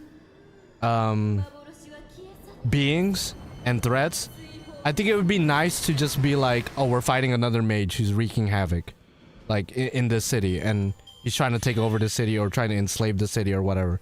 Like it doesn't have to be like, oh, this mage has this grand plan that spans 20 years, and it involves like doing this to the earth, and like, no, it doesn't have to be that crazy. It could just literally just be like, hey, the Mages Association has a problem with this guy. Can you go hunt him down? Oh, sure. Like it'd be cool to have like grounded storylines like that. In my opinion, I don't think it has to be. I don't think it always has to be world-ending type shit. I like Type Moon, then I like FGO. If I have to sacrifice the game for more Type Moon stuff, I would do so without even blinking. I'll meet you halfway, I think. I'll meet you halfway after diving into Witch on the Holy Night a couple years ago, and then diving into Tsukihime, and just like in the back, like reading other Fate manga and like Fate stuff and other Type Moon stuff just in general. For sure, I get where you're coming from. I'll meet you halfway in the sense that like, I don't want, if there's gonna be a new FGO, like a new FGO game, I don't want it to be a gacha game. I would want it to be a proper video game. Like again, imagine going through the singularities, going through the Epic of Remnants, going through the Lostbelts, but instead of a gacha game, it's like a actual video game, like an actual RPG. Not a gacha game, not a Hoyoverse ripoff or anything like that. No, like an actual RPG. I think that would be cool. Do the FGO storyline, but as action RPG. Yeah, exactly. And it doesn't have to be exactly Samurai Remnants playstyle. They could do like a turn-based playstyle, more akin to like extra. They could do like an adventure kind of thing. Like there's a lot of routes you could go about it, or like a fighting game even. I think a fighting game would match a good chunk of the story. Oh yeah, like just a fucking straight up anime. Like fuck it. Like I would like to see FGO content that's not bounded by a gacha. Like it could be an anime, it could be a new video game. Obviously there's a shit ton of FGO manga, so I don't think we need more of that, but like just like more anime and more video games would be cool. Thank you for the happy birthday, Joselito. Almost 70k ticket. Not sure if continue clearing up the present box is going to be a pain. Yeah, no, I'm not looking forward to that. By the way, why am I doing this quest? I should be in NA right now. Wait, let me switch over to NA. What the fuck am I doing daily quests in JP for? What the heck?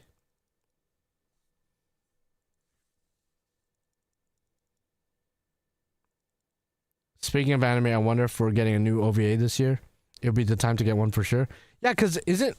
Correct me if I'm wrong, but at the end of Solomon, after Solomon, a couple days later, we got the FGO First Order movie OVA thing. I wonder if we're going to get something of that nature for the Lostbelts. I wonder. Maybe like a full-length episode of the ending that dives deeper into the ending. Maybe I could see that happening. I could see that happening. Because if you saw the ending, it was pretty much like a anime style like animation, but obviously very short. So maybe they have like a full-length episode like about to come out like on the 31st or something. And I don't even think they like teased First Order. They just kind of dropped it, right? Again, it's been like almost 10 years since then, so it's hard to remember exactly how they went about releasing First Order, but it was literal days after Solomon. And I feel like they just kind of dropped it out of nowhere. So I kind of hope they're going to do the same thing with this. But at the same time, Strange Fake is about to come out on January 3rd as a weekly anime, so like they probably don't have anything crazy like lined up like that, but who knows?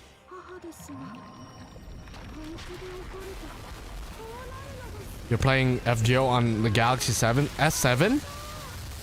How the fuck is it still working? Because I think my previous phone was the Galaxy S8. And my S8 was like shitting its pants during the Ort raids. I don't know if you guys remember the Ort raids when it first came out on JP. I mean, everyone's phones was taking a hit, but my S8 was like hanging on for dear life. So I would only imagine the S7 just like shitting itself. Arjuna Ultima's debut in anime. I would like to see his feats displayed in anime. Yeah, it'd be cool to see how it's interpreted, animated. Yeah, I agree. A lot of servants would be cool to see animated, to be fair. I lowered all I can do, still so fine. Okay. Since we're back at Fuyuki, let's go and make a remake of Fate Stay Night anime. Oh, there's no shot. No shot. Say mine was an S8 II. I got a S24 Plus now though. Yeah, I went from an S8 to S23 Ultra, so like I'm pretty straight right now. And I'm not using an emulator. I'm actually using my phone. If it wasn't obvious. Like, I'm not using like an emulator or anything, even though I'm playing on my PC. Anyone wishing for a Tsukihime anime? Oh, of course, yeah. I'd love to see a Tsukihime anime. Of course, just because Kara no Kyokai was UFO table and Fate Stay Night Unlimited Blade Works was UFO table, I would love to see Tsukihime also done by UFO table. Just to be consistent. I mean, to have the other Type Moon Works be UFO table, but then to have Tsukihime not, that'd be a crime. FGO Bad Civilization, I don't know what you're talking about. We don't talk about that. We don't talk about that. I snagged S24 Ultra 2 months ago. Such a good phone. Oh yeah. What if Fujimaru is not the Fate Stay Night timeline, but in the Fate Prototype timeline? Oh. That's it. Who knows? Yeah, maybe. I don't know. Need Demon Slayer to die before UFO table does anything else. Well, after Demon Slayer, they're gonna be working on the Witch on the Holy Night movie. They're gonna be working on the Genshin anime, if I'm not mistaken. And then after that, they might be free, but I'm pretty sure that's what UFO table has lined up. And yeah, that's gonna take up their time for a while because they like to take their time with their shit, as you could see. I think the remake version of CL is definitely my favorite because her hair gives me a bit of Mashu vibes, which fits her personality perfectly. Some people don't like her redesign. Because if you look at her original design, she does look very, very different. Well, mainly just her hairstyle. And now her hairstyle is literally just Mashu's hairstyle, but without the bangs covering one eye. Some people didn't like that. I'm kind of indifferent about it, just because I didn't, I guess, quote-unquote, grow up with the original design. So her new design, I'm just like, oh, okay, cool, whatever. But some people are like, you know, since they grew up with the original design, or maybe they hate Mashu's design just in general, they're just like, oh man, she's just a Mashu face. Takeuchi strikes again. Is there still hype for the Genshin anime? I'm sure people are still hyped. I mean, it's UFO table and then one of the biggest gacha games of the modern era. Of course, people are still excited. But people aren't talking about it anymore just because UFO table hasn't said shit about it in a while. Same thing with the Witch on the Holy Night movie. They haven't said anything about it in forever, so... I'm still somewhat confused about the presence of Spacious Star in the main art of the Lostbelt Part 2. Isn't the servant verse something else? It's kind of up in the air whether it's canon or not. Some people say it's 100% canon. Some people say it's to be taken with a grain of salt. I'm one of those people. Just take it with a grain of salt, like whatever. I'm fine with CL's new design, but definitely prefer her old design. Okay, fair. I love Cuckoo's design because Birdie the Mighty, but I saw her old design and it looked pretty cool. Like a Meso-American lizard hybrid. Okay, that's crazy. Servant versus different universe are probably not affected by reset. Probably, I mean, most likely, yeah. Because the ending only affects our Earth. It doesn't affect like a whole different ass universe. I'll be honest, I thought the Genshin Impact anime has been done for a while and forgot about it. No, it's it got announced and then never again to be mentioned ever, to my knowledge. I'm pretty sure they just did the announcement and just never talked about it again. Yeah, I do remember Space is Char's Bonsi, which is what a lot of people are like coping on. Is because in her Bonsi, it kind of implies that she's going to take us to the servant verse at some point.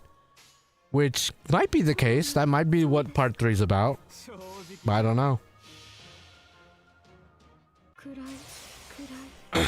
Mashu will fight Take. That will be insane. Take being the Mashu prototype, for those guys who don't know. Look her up if you're unaware. I've grown into the redesign really well, even if CL's bangs don't cover one eye. It makes her look cuter in my opinion. I didn't really like the original. Okay, fair. Her original hair was like, it was like separated, like her bangs were separated and she got like some forehead action. But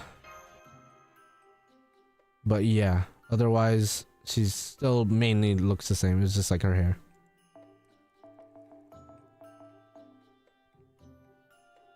OG arc with her baggy clothes is also cute as fuck. That's another thing. A lot of people prefer the original arc.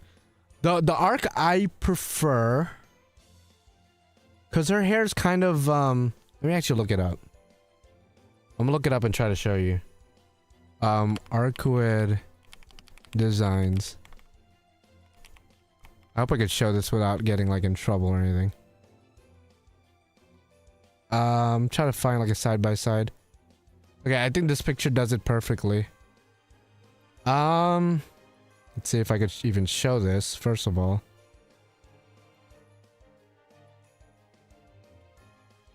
For some reason, my streaming software isn't picking up my... Oh, there you go.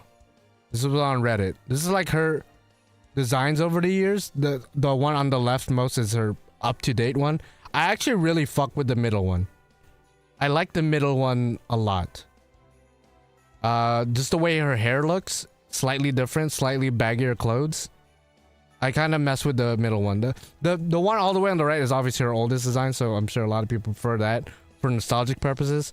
But I like the middle one because it's like a perfect balance of like modern and like classic. Whereas I feel like the new Arquid just looks too much like Saber. Like Takeuchi just like Saber-fied her. Whereas the middle one like still retains her own, I guess, charm. If that makes sense. But either way, I like all the Arquid designs. I'm cool with them. In my humble opinion, I'm all right. Yeah, the middle one is peak for sure.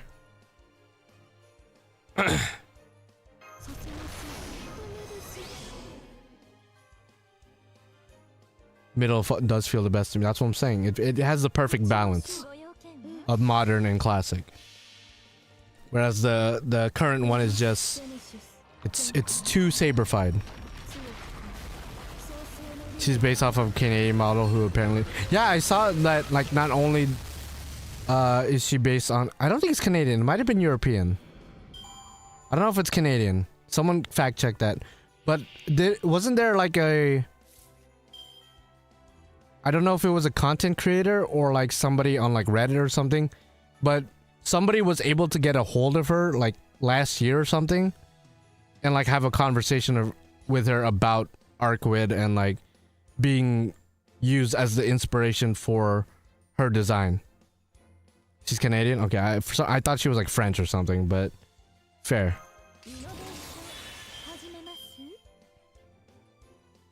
They should make Fujimaru and Mash do a very quick cameo of the Fate Strange fake anime. That I mean, I don't know how they made it to LA or like to California, but I mean, if they do, like, I would be like, oh shit, there they are. That'd be cool in a weird way. It would be random as fuck though, but like, yeah, sure. Same thing? Yo, that's crazy. French and Canadian, same thing, that's wild. Foreigner chapter still pending. Yeah, like I said earlier, I think there's a Foreigner chapter coming just because the signs here, bro. FGO's ending feels like a dream. This is what I tweeted. Natsu said the Foreigner chapter will be unexpected, which it hasn't happened yet. And there might be something coming on the 31st, which we already discussed.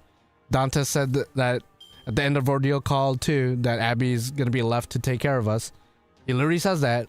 And Abby is a foreigner who specializes in dreams. So I think this ending we got might be a dream of some kind. That's where I'm leaning towards. Either that or there's going to be another ending that's going to lead to a like the true ending or something. The Arquid on the far left is sort of like resemble her teenage counterpart to Amanda Dyer, which Takeuchi was inspired by. Really interesting. Got dip now, traveling. We'll be back if I can. Alright, see you later, Alex. Thank you for stopping by. Happy birthday. Thank you, Cross Kyle, for the happy birthday wishes. I appreciate it. Speaking of, didn't the final boss show the 7 different calamities that would end us if not for her? Are we going to be butting heads against those? I don't know, actually. Yeah, that's a good ass question. Although I said this a couple of streams ago, but and I kind of understand.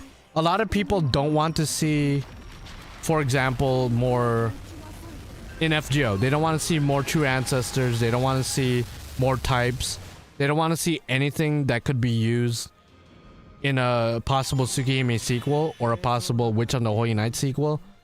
Just because, like, Fate Grand Order, they don't want Fate Grand Order to be just used as, like, let's throw all of our Type Moon ideas at Fate Grand Order, rather than, like, let's save these Type Moon ideas for the corresponding Type Moon work, like Tsukihime or Witch on the Holy Night. Because not everybody who's a fan of Tsukihime is a fan of Fate Grand Order. Literally, somebody in the chat said that they would sacrifice Fate Grand Order in a heartbeat if it meant getting more Type Moon works. Which again, I understand. So I get the argument of, like, they don't want to see all these For example, Altrude Runestud. If you don't know who Altrude is, then I don't want to explain it. But some people were really thinking she was gonna come out in Grand Order, and I was one of the few people who was like, no shot she's gonna come out because we don't even have a design for her yet. And why would they finally reveal her design in a Fate work and not in like a Tsukihime work or in like another Type Moon work that outside of Fate? It just wouldn't make sense to debut her and to give her a proper official design in Grand Order. It just, in my opinion, wouldn't make sense. Quick hello just to say happy birthday. Thank you, Mr. Satan. I appreciate you. Angel Notes is crazy, by the way. And there's a lot of parallels between... I remember reading like a full-ass forum where people were making comparisons between Notes and like the Lostbelt. And if you guys have ever read Suki no Sango, I think that's what Suki no Sanjo. I don't know how to pronounce it. It's the one about the I was gonna say the Moon Princess, but that literally just sounds like Tsukihime. But there's like an astronaut that goes to the moon, and then he meets like this humanoid on the moon, and then they kind of have this like friendship, kind of romantic kind of thing going on. I'm not gonna spoil it, but it's a good read. It's a good read. And there's like parallels between that and like the Trees of Emptiness. I remember reading a lot of stuff on that. Like Type Moon is very vast, and I understand why people don't want Nasu to just throw all of his eggs in one basket with throwing all of his Type Moon ideas at Grand Order. I don't think Type Moon cares to make a new game that much. Maybe not a new gacha game, but like a new visual novel, I think they would be down to. I don't want a new gacha game. I'm one of those like if Grand Order is gonna end, let Grand Order end. I don't want a new gacha game.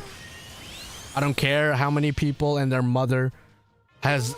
Everybody has this weird obsession of like, I want a 3D Grand Order. I want Grand Order to be like the Hoyoverse. I want Grand Order to be like Wuwa. I'm like, no. No. What makes Grand Order great is its 2D presentation, because it gives a lot more leeway for artists and character designers to go crazy. Because if it's 3D, then everybody would have the same character model, the same body type like they do in Genshin and a lot of other 3D games. And I don't want that, because I like the diversity we have in Grand Order. Yeah, it has its own charm, and I don't care if people are like, oh no, it's outdated, like it's like not modern. What's modern is 3D, you know? And I'm just like, no, like that's... You're basically saying 2D is obsolete and everything should be 3D, which, like, no, it shouldn't be. I'm good. I'm good.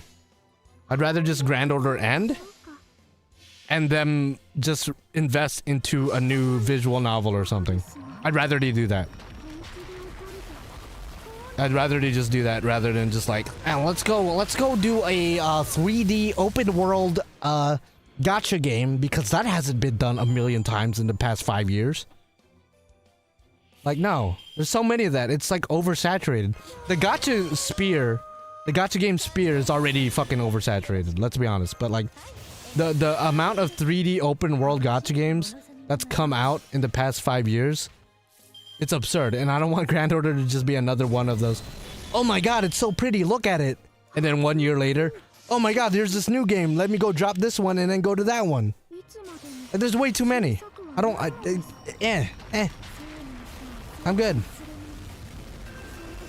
It would just be another a generic 3D Hoyoverse ripoff. And I don't mean to, like, you know, roast or belittle fans of like Wuwa or other 3D mobile games, but I just want Grand Order to stay, like, stylistically. It could do updates, I'm not saying it can't improve, but stylistically I like it being 2D. I don't care about being able to walk around with my character. Like, that doesn't do anything for me. I don't care being able to change the camera angle and look upskirt on my character. Like, that doesn't do anything for me. If I wanted that, I'll just go to like a porn website and like look at actual titties and ass. Like, why would I care about like changing the camera angle and looking upskirts on a fucking 3D game? Like, whatever. Yeah, and a lot of the 3D gacha games, they look the same stylistic. I mean, a lot of them are Hoyoverse, so it makes sense stylistically for them to look the same, but still.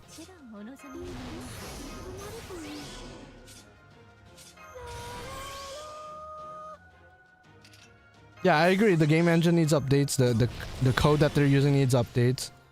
A lot of things need updates, but that doesn't mean they have to, like, you know, transition into a 3D, like, gacha game. Fuck no.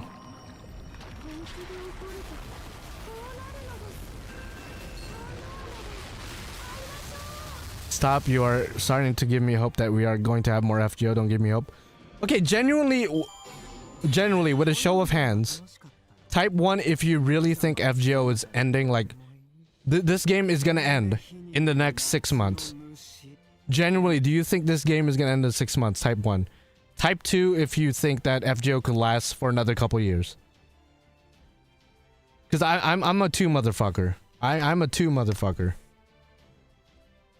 And that's not me, like, coping. I just think that there's so much potential for storytelling still, just with Fate's entire gimmick of using historical figures and relying on folklore and different cultures. Like, the entire planet and its history is its playground. There's a lot to do with that.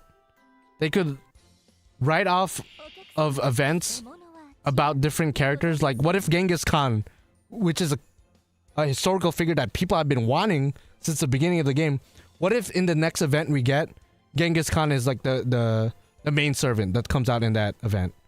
People will go crazy. And now think about other historical figures that you always wanted to see. Type in the comments, like, for my Filipinos out there, Jose Rizal, if we ever get him, or Magellan, what if we get him in Grand Order? That would hard carry. Like, just by name alone, those historical figures would be able to hard carry without a main story, at least for a little bit.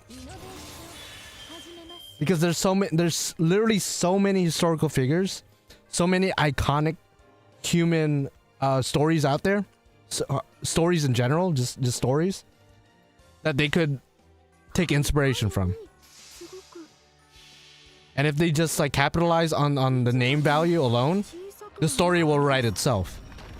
And the checks will write itself too, because they will get hella money. Because I'm telling you, once we get a Filipino servant, the Philippines, the entire Philippines, as somebody who's lived there, as somebody who is Filipino himself, as somebody who lives in a Filipino household, as soon as the Philippines gets something from any form of media, whether that be from a show, an animation, a video game, even the mere mention of a Filipino, all the Filipinos and their mothers go crazy. I guarantee if a Filipino servant were to come out, it would be on the news in the Philippines. It would be the top topic online in all the Filipino forums. Everybody and their lolas are going to be playing Fate Grand Order just to roll for a Filipino servant. Deadass. Deadass. Yeah, if Lapu Magellan and Jose Rizal comes out, it's over. It's literally over. The Philippines will literally, like, bend over backwards, spread their own ass cheeks, and let FGO pound them in the asshole for free. If we get a Filipino server, like, dead ass. And you might be like, if you're a non-Filipino, you might be like, no, there's no way. No, we are a prideful bunch. We will dead ass, like, do that. if a Filipino servant comes out, like, dead ass. So I'm just saying, like, Grand Order is 1000% gonna continue, and they're definitely saving a lot of big names for later. Even, like, pre-existing characters that we haven't gotten yet. Prototype Guild. That's an instant check right there. Oh man, we haven't had a good amount of flow of money. Like, people haven't been rolling for our servants lately. Okay, let's just press this button. Boom. Proto Guild's coming out. Guess who's wailing? Guess who's wailing for NP6? Guess who's wailing? Dead ass. And it wouldn't just be me. It would be a whole lot of other people. Same thing with, like, other, like, Toko Aozaki. Oh, we got Aoko Aozaki. We got Alice. We got Shiki. Where the fuck is Toko at? A lot of people are still hoping for her. And she's probably gonna come out. And then when she does, everyone and their mother is gonna jizz all over their phones and their monitors. Same thing with Shiki Tono. When we finally get a proper Tsukihime collab. Same thing with Hisui and Kohaku. Same thing with Akiha, I think a lot of people would go for her too. And there's a bunch of like Fate Strange fake characters. A bunch of characters who haven't had swimsuits yet, like Medusa. Like way too much like content out there that they're literally would literally be stupid as fuck to just end the game 6 months from now. Unless the plan is like a new game. In which case, if it's like a 3D open world shit, I would be very disappointed. Personally, I would be very, very disappointed. Type Moon has a huge cast that's not in the game yet. A bag full of... Yeah, exactly. Exactly.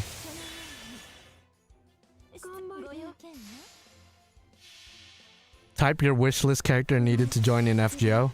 Bro, I mean, Prototype Guild is #1 for me. Okay, here's my list. Here's my list. Prototype Guild, Female Guild, Ruler Guild from Fate Samurai Remnant, Alter Ego Guild, wink wink nudge nudge. Even though we have Kid Guild, Prisma Ilya Guild, because technically that Kid Guild's different. Those would be my 5. Those would be my 5. Prototype Guild, Female Guild. Well, Female Guild will probably be #1. Female Guild, Prototype Guild, Ruler Guild, Alter Ego Guild, and then Prisma Ilya Guild. Those 5. No, not Angelica. I need a female guild. Angelica's cool and all, but like in the end of the day, she's a faker. She's a robber. She's not real, bro. She's just another one of these fakers out here in these streets. That would be my top 5 that I would want to see in Grand Order. What if Tsukihime and Tokyo Ghoul collided? Then Archwid would eat Kaneki Ken's dick for dinner. And yeet him towards the sun. That's how that shit would end. Now, realistically, if a Tokyo Ghoul thing was to happen, this is exactly what would happen. Because it's already happened countless times in the actual Tokyo Ghoul series. Kaneki would probably get kidnapped, traumatized, get released, do one thing badass, gets kidnapped again, traumatized, does one thing badass, and then gets kidnapped again, traumatized, does one thing bad. Because, you know, that's what happens in Tokyo Ghoul, the entire series. That's literally the entire story. Like, spoiler alert, that's the entire story of Tokyo Ghoul. Him getting kidnapped and tortured. That's literally it. And if it were to, like, if there was gonna be like a Grand Order or Type Moon collab with Tokyo Ghoul for whatever reason, the entire story would be us rescuing his bitch ass, because that's literally it. Yeah, it's basically suffering. Yeah. Why you want your homie to be female?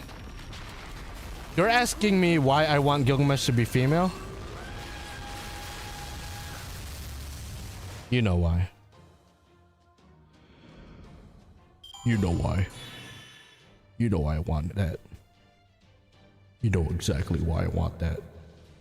You know exactly why. Yeah. Yeah.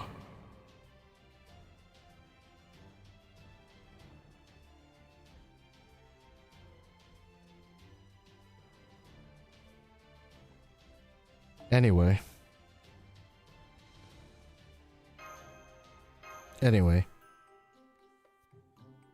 They should add Queen Elizabeth II as the Grand Ruler. Yeah, that's who you want. Yeah, exactly, bro. Like they have a lot. They have a lot to work with. Kaneki whining about his torture, and then Olga come and say, "Bitch, please." Nah, dude, for real though. For real though. Yo, if for those who've read Berserk, imagine Griffith's situation. Because I think his situation lasted for about a year, if I'm not wrong. His situation lasted for about a year. Imagine that, but times 100. Yeah, no, that's fucked up. That's fucked up, right? That's real torture right there. That's real torture. Yo, FGO Bad Civilization. Somebody posted... This is so bad. Like, again, this is kind of spoilers if you can read between the lines. But somebody on Reddit posted a picture of a stick. Like a branch, like a small stick. And it was like, yo, look, I found Olga. And I was just like, no. Or like they were like, oh, damn, I could cosplay Olga right now. I'm like, damn, this is This joke is messed up, but alright, sure. Like, I see what you did there, but like, that's kind of fucked up. That's kind of fucked up, bro. I still believe they have something cooking for the Satsuki Yumizuka. That's Shiki's friend, right? Yeah, Tonoshiki's friend. I think Natsu has said that he's dabbled on the idea of giving her a route, which would be interesting. That's messed up, dude. Yeah, no, that is messed up. Sakura and Ilya, in Prisma Ilya is kind of, I want to be... Oh, is it? It's Sakura with the Lancelot card, right? That'd be cool. MC, you like older women? Depends. I mean, I like... That's not my go-to. But, yeah, I'm alright. Hinoko Nasu better not be trolling us. He's trolling. He's trolling us for real. They never did anything with my boy. Wait, what? Alter Boudica would be badass. Crazy as ever. Yeah, for, a lot of people are still waiting for that Boudica altar. Just because there's a lot of untapped potential with their character. You love older women, Cross Kyle? I'm glad to hear that. I mean, better to like older women than like... Well, there's nothing wrong with liking younger women, but... There's a certain threshold that you shouldn't cross. Otherwise it gets weird. And illegal.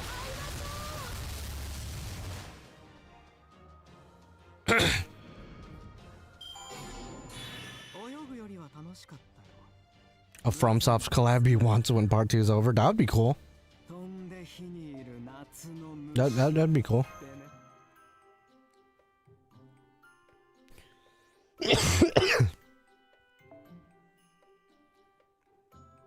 I would just be glad to have new Boudica servants. Or units. Yeah, she still only has one, like the 3-star, that's it, right? She has nothing else going on for her. Yeah, that's true. Narrow Chaos did appear in Tunguska at the end, if I'm not mistaken, right?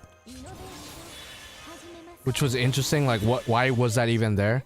See, there's a lot of stuff that is still unanswered in FGO. That it would just be awkward for them to move on to an FGO too. Or to like just end the game. Because another argument that I don't really see other people bring up when talking about an FGO 2 is like, we have like all these stories, all these cutscenes, all these events in this game. If we end of service this game and then move on to an FGO 2, that's like a sequel, right? How the fuck are players gonna be caught up with the story if the original story is inaccessible? Now you could probably do like an offline mode or something. That'll probably be one way to do it. But what about players who are going into it new? They never played the original Grand Order. Because an offline mode means that like players like myself who are caught up with the story, we could go back and read the story because we went through it. But if a new player wants to get into Grand Order 2, they don't have access to an account, presumably, because they never got into it. So would they just give the cutscenes out for free? I don't think they would do that. That wouldn't make sense. That's why I think they should just update what we currently have. That way, everything is just in one source. Yeah, then of course NA players would get fucked too. Because all my NA players, if FGO ended tomorrow, would you be still motivated to keep playing NA? And an even bigger question, would you still be motivated to spend money in the gacha? Whether that be guaranteed SR or like just random banners. Yeah, most of us would be like, ah man, I kind of don't want to keep continuing to play because I know it's going to end in X amount of years. Like, I'm sure there's still going to be some motivation. Like for me, right, I'm playing NA right now. If I found out that the end of service for JP is happening tomorrow, I'm going to die with the ship. I'm going to keep playing the game. I'm going to keep logging in. I'm going to keep reading the story. But I'm not gonna spend money on the game. That's for damn sure. And I'm definitely not gonna be as invested as far as like, oh, let me farm the fuck out of this event. That way I'm future-proofing my account and making sure I have enough QP for the future. No, I'll be like, like what's the point? Like the motivation would be at an all-time low, even if I keep playing. I think literally everybody would be like on some level demotivated to keep playing the game.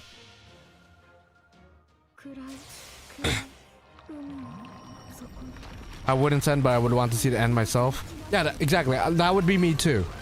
I just wouldn't spend money in the game because it wouldn't make sense. I know the end is coming, so what the fuck? Yeah, it would be a huge hit to Aniplex. So, and granted, I guess if we really look at the numbers, I'm sure Grand Order NA is making decent money, but it's not like making groundbreaking top charts level of money. So maybe they're willing to, you know, be like, we could cut our losses with that. It's okay. It's not like it's making that much money compared to our JP one. But I'm sure it's making a decent amount, so I don't know. I don't know how the people behind the scenes, the businessmen, the company heads feel about it. What do you think are Aniplex's options? Maybe transition to FGO 2 while keeping FGO 1 on a leash? If they want to do an FGO 2, which I don't think they should do, they should... I don't know, actually. In my opinion, I don't think they should even go to FGO 2. I think they should just update the game we have now. I think they should just do that. Sorry if this is a repeated question. Is the game really ending? Oh my god. I should... Okay, how many... Okay, I bet there's like so many videos out there. I mean, I guess I kind of added to that fuel because I literally have a thumbnail that says goodbye FGO. But to give you a straight answer, the game, as of right now, as of recording, nothing is confirmed. But if my life was on the line, if somebody had a knife to my neck right now and told me to answer honestly, if I were to call it, I would say the game is not ending for the foreseeable future. If I were to bet on it, the game is not ending. But again, I don't know like how badly the misinformation is out there. If like everybody's videos and titles is like titled FGO end of service or something like that. Fake Grand Order finally ending with like the thumbnail being like Mashu crying or something. Or like a tombstone of FGO like 2016 to 2025. Doom posting on Reddit. Okay, I mean Reddit's the worst with that. Reddit is the worst with that. I mean, they've been talking about FGO ending for like 5 years. Like, you could go back 5 years ago. There's gonna be at least 30 posts that's gonna be talking about, oh, is FGO dying? Oh, is FGO end of service coming? And then it's only multiplied exponentially since then. It's just really bad now just because the main story's over. The idea of end of service already became a doom posting. Yeah, no, it's been a thing for a while. It's gotten to the point, the belief is so hard on doom posting that I think it could be summoned as a servant. I'm pretty sure end of service as a concept has become so ingrained in people's heads, in people's minds, into the culture, that they could realistically release end of service as a concept as a servant, and people would be like, okay, that makes sense lore-wise. That's how strong the belief is, for some fucking reason. Happy birthday, by the way. Oh, thank you. Thank you. I'd keep playing because of the story, but I'll have this thought in the back of my head. This is how it ends, so what's the point? Exactly. There would always be like a overarching doubt in your head, an overarching itch, or whatever you want to call it, to where you're like, why am I playing? Like, what is even the purpose of doing this at this point? Oh, I got another CD drop. Pretty much every big gacha has that. Reddit still says will go down. Yeah, I'm pretty sure if I go on the internet right now, is Genshin dying? I don't even have to type Reddit. I'll just gonna put is Genshin dying. What kind of shit do we get? Is Genshin dying? Reddit 6 months ago. Okay, let's just do Reddit. Okay, 6 months ago, is Genshin dying?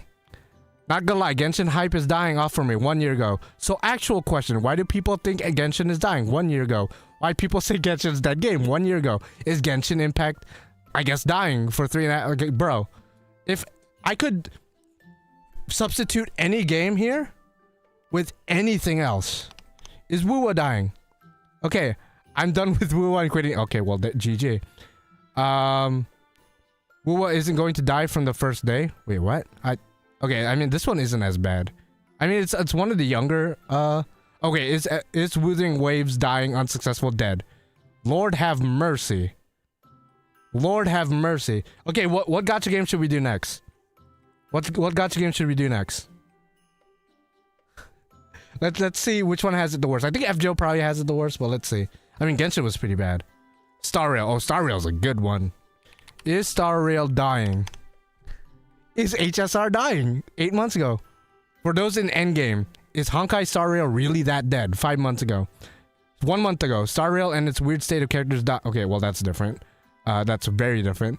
What are your thoughts on the state of the Honkai Star Rail right now? I guess that has something to do with dying. What happened to Star Rail 8 months ago? Serious question, is the game in any danger of dying 1 year ago? This is literally every gacha game on the planet. Okay, Arknights. Arknights is a good one. Arknights is older. Or not old, but like it's older than Star Rail for sure.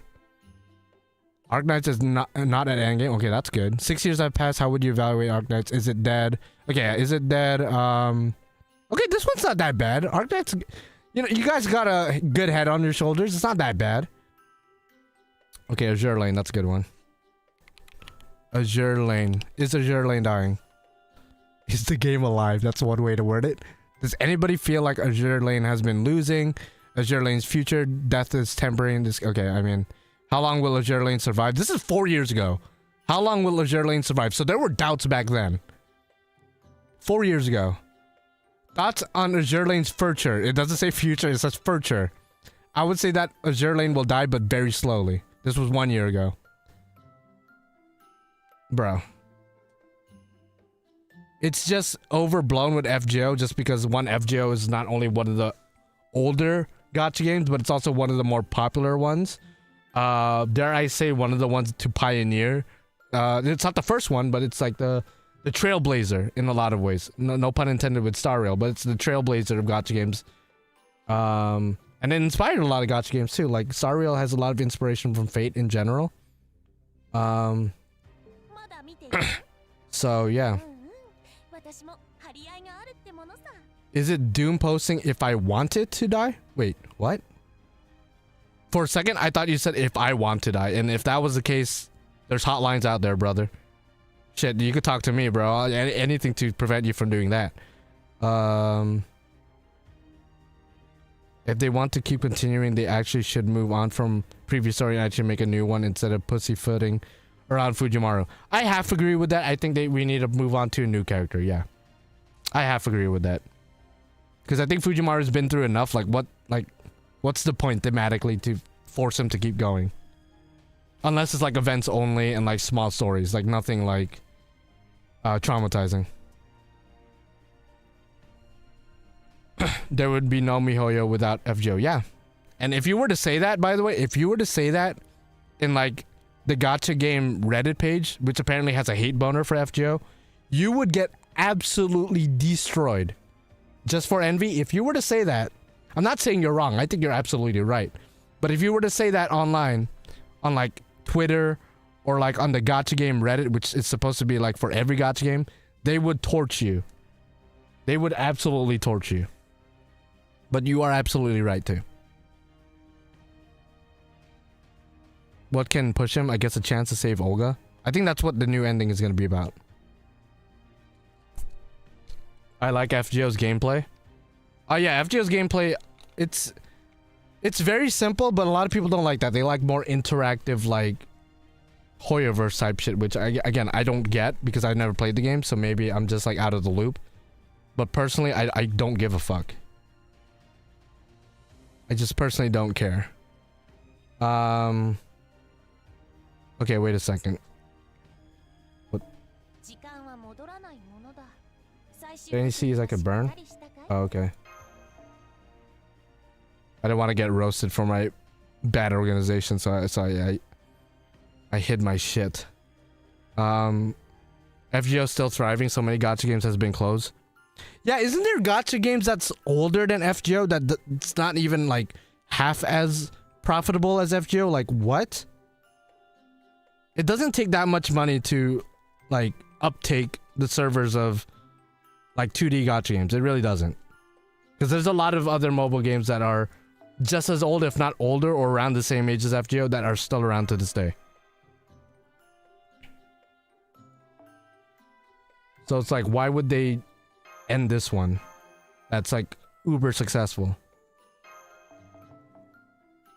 Grand Blue Fantasy, 11 years old. Yeah, exactly. And that's been around forever. Like, that's probably been around while you guys were still sucking on mama's titties, bro. Sucking on lollipops, playing hopscotch in the playground with the kids. Riding bicycles and shit, bro. Pooping your pants and having your mama clean it up, bro. Like, that's how old Grand Blue Fantasy is. Grand Summoners, yeah, that shit too. It's old as fuck. But then FGO's dying. Yeah, okay. But FGO's dying. Sure. Do you think they'll do an anime adaptation for the Lostbelt? I sure hope so. But if they do it, I don't want it to be like with Babylonia where it's just one chapter. Like, realistically, they're probably just gonna do Lostbelt 6. But if it was up to me, if I had $1 bajillion, I am hiring the best animators on God's green earth to give a full-length Lostbelt arc anime, including all the 0.5s, all the ordeal calls, everything. I don't know if the only reason I wouldn't make it UFO table is because they take way too long. Way too long. All the money in the world won't make them work faster. I would probably make it Cloverworks just to be consistent with Babylonia. And I don't know about you guys, I was completely fine with their animation. It's not UFO table level, but it was fine for what it was. So like I'll take it.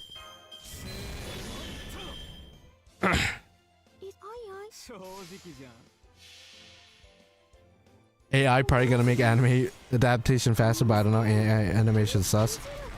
Yo, but what's scary about AI is that even though like there's still like flaws and certain things it can't do well, like fingers is something that they're really bad at for some reason. If you look at AI from last year, like AI animation from last year, and look at AI animation today, it's a night and day difference. The improvement is crazy. So I would say in 5 years, with how fast AI is evolving, I really think there's going to be full-blown anime just like AI animated. There might already be, but like it's probably not like widespread. I truly think so. Which is fucking scary. Because I think I saw like an AI animation on Twitter like a couple weeks ago or like a month or two, where it showed a bunch of anime characters, like iconic anime characters like One Punch Man, Goku, Naruto, like whatever, all fighting, and it looks so smooth. And it was done pretty much with just AI. And that's scary as hell. So in 5 years, I think we're gonna have full-blown shows produced just by AI. Not even just anime, like full-blown like live action shows as well. Which I don't know how you guys feel about that, because I'm sure there's some people that like maybe you don't care, like, oh, as long as it's entertaining, I like, and it looks good, I don't care if it's done by AI or done by a person. But maybe I'm just old or something. I prefer things to be done by like traditional, or like somewhat traditional, because traditional would mean by paper. But like When I say traditional, I mean by like a human being, not by like a robot. I don't know. And I guess another thing like to do with AI, I don't know if you guys saw that like Banana Fish, that anime that came out years ago, but they find like it never had a dub or something, and then it came out on Amazon, I think, and Amazon decided to use AI to dub it rather than hire actual voice actors and actresses, which is interesting because Amazon could definitely afford funding a dub for any show. So for them to resort to using AI is crazy. But if you hear it, it sounds like trash. But at the same time, again, we're at the infancy stages of AI. Still, like even as crazy as it looks and sounds right now, we're still in the infant stages. In 5 years, it's gonna be fucking crazy.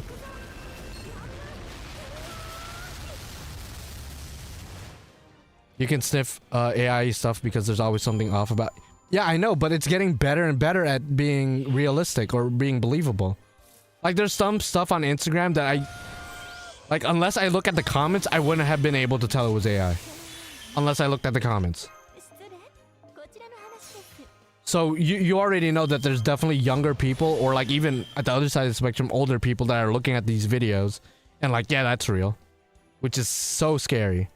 And I don't mean to go like on a dark conversation or dark path, but yeah. We're more at the toddler stage of AI. Okay, yeah, we're at the preschool stages of AI. They finally learn how to walk and talk. Yeah, we're in that stage, yeah. The issue is resources. The resources it would take to make one anime would take so much resources. You would have 500 different people doing the same thing. It's unsustainable. For AI? Wait, what are we talking about? We're talking about something else.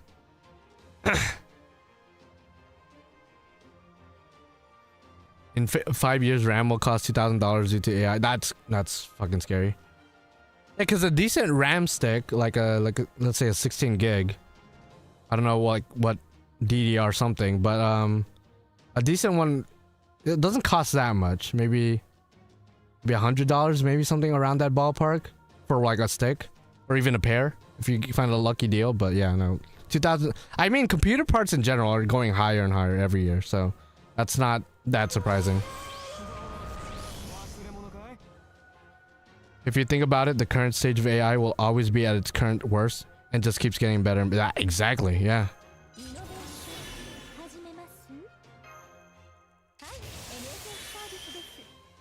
RAM will be the new black market. Yeah, no. People will be trading stuff. That will be the new currency. It won't even be money or Bitcoin. It'll be RAM sticks. AMC, since they sent Coin Sky dark in space, what if she gained space power there? I mean, look at her NP is a meteorite. She becomes a space servant, is what you're saying or implying? I saw somebody saying that maybe Coin Sky is gonna save us. I guess she's in space. Maybe she didn't get affected by the whole ending, but I don't know about all that.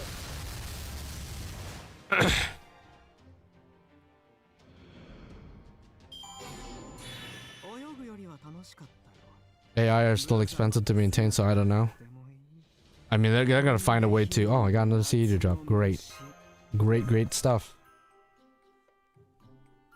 I'm sure they're gonna find a way to optimize it and make it cost effective.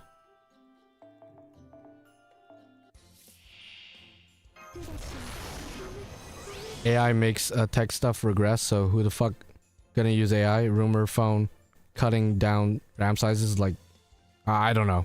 How did we get to this AI talk? How did we get there? We were talking about anime? I think we were talking about anime, and I said that I would love to do like a Lostbelt anime, but then somebody said that AI would be able to make it. Yeah, I don't know. And I saw somebody saying that AI could be used to like help people. And I do agree with that. I think there are definitely pros and cons. But I was recently like I recently graduated college like a month and a half ago. And when I tell you that everybody around my age in class and even younger or I think mainly younger, everybody was relying on like Chat GBT to get by the class. I wasn't though. Like I'm more traditional. I guess I like to study like the quote unquote traditional way, I guess, I suppose. But literally everybody was just using Chat GBT to answer their homework or like write their essays and stuff. And I'm just like, bro, what kind of reality are we living in right now? Where everybody, like most people, not everybody, but most people were relying on AI. I was just like, there's no way. There's absolutely no shot.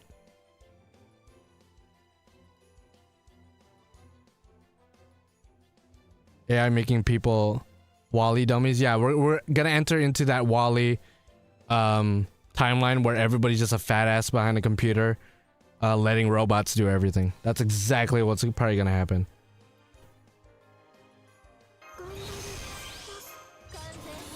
We're not in AI to help us stage. We need the bubble to burst before we figure out how to use AI beneficially. Yeah, I don't know how that looks like though. I don't know what's that gonna look like. One of my mother's friends asked ChatGPT to organize her wedding. What the fuck? That's crazy. I think I used ChatGPT once when it was first becoming a thing, just so I could see what it was all about. And I'm not gonna lie, it was kind of fun just like talking to it for a little bit. But then after that, I don't think I ever used it for anything else. Like people literally use ChatGPT as Google now. Like instead of Googling something, they GBT shit. And I suppose in that, like using it as a search engine, I think that's a bit more, I guess, acceptable. I don't know about like if that's the right word, but like that doesn't disturb me as much. Because we've been doing that. We've been using Google, for example. We've been using technology to easily access information. That's not anything new.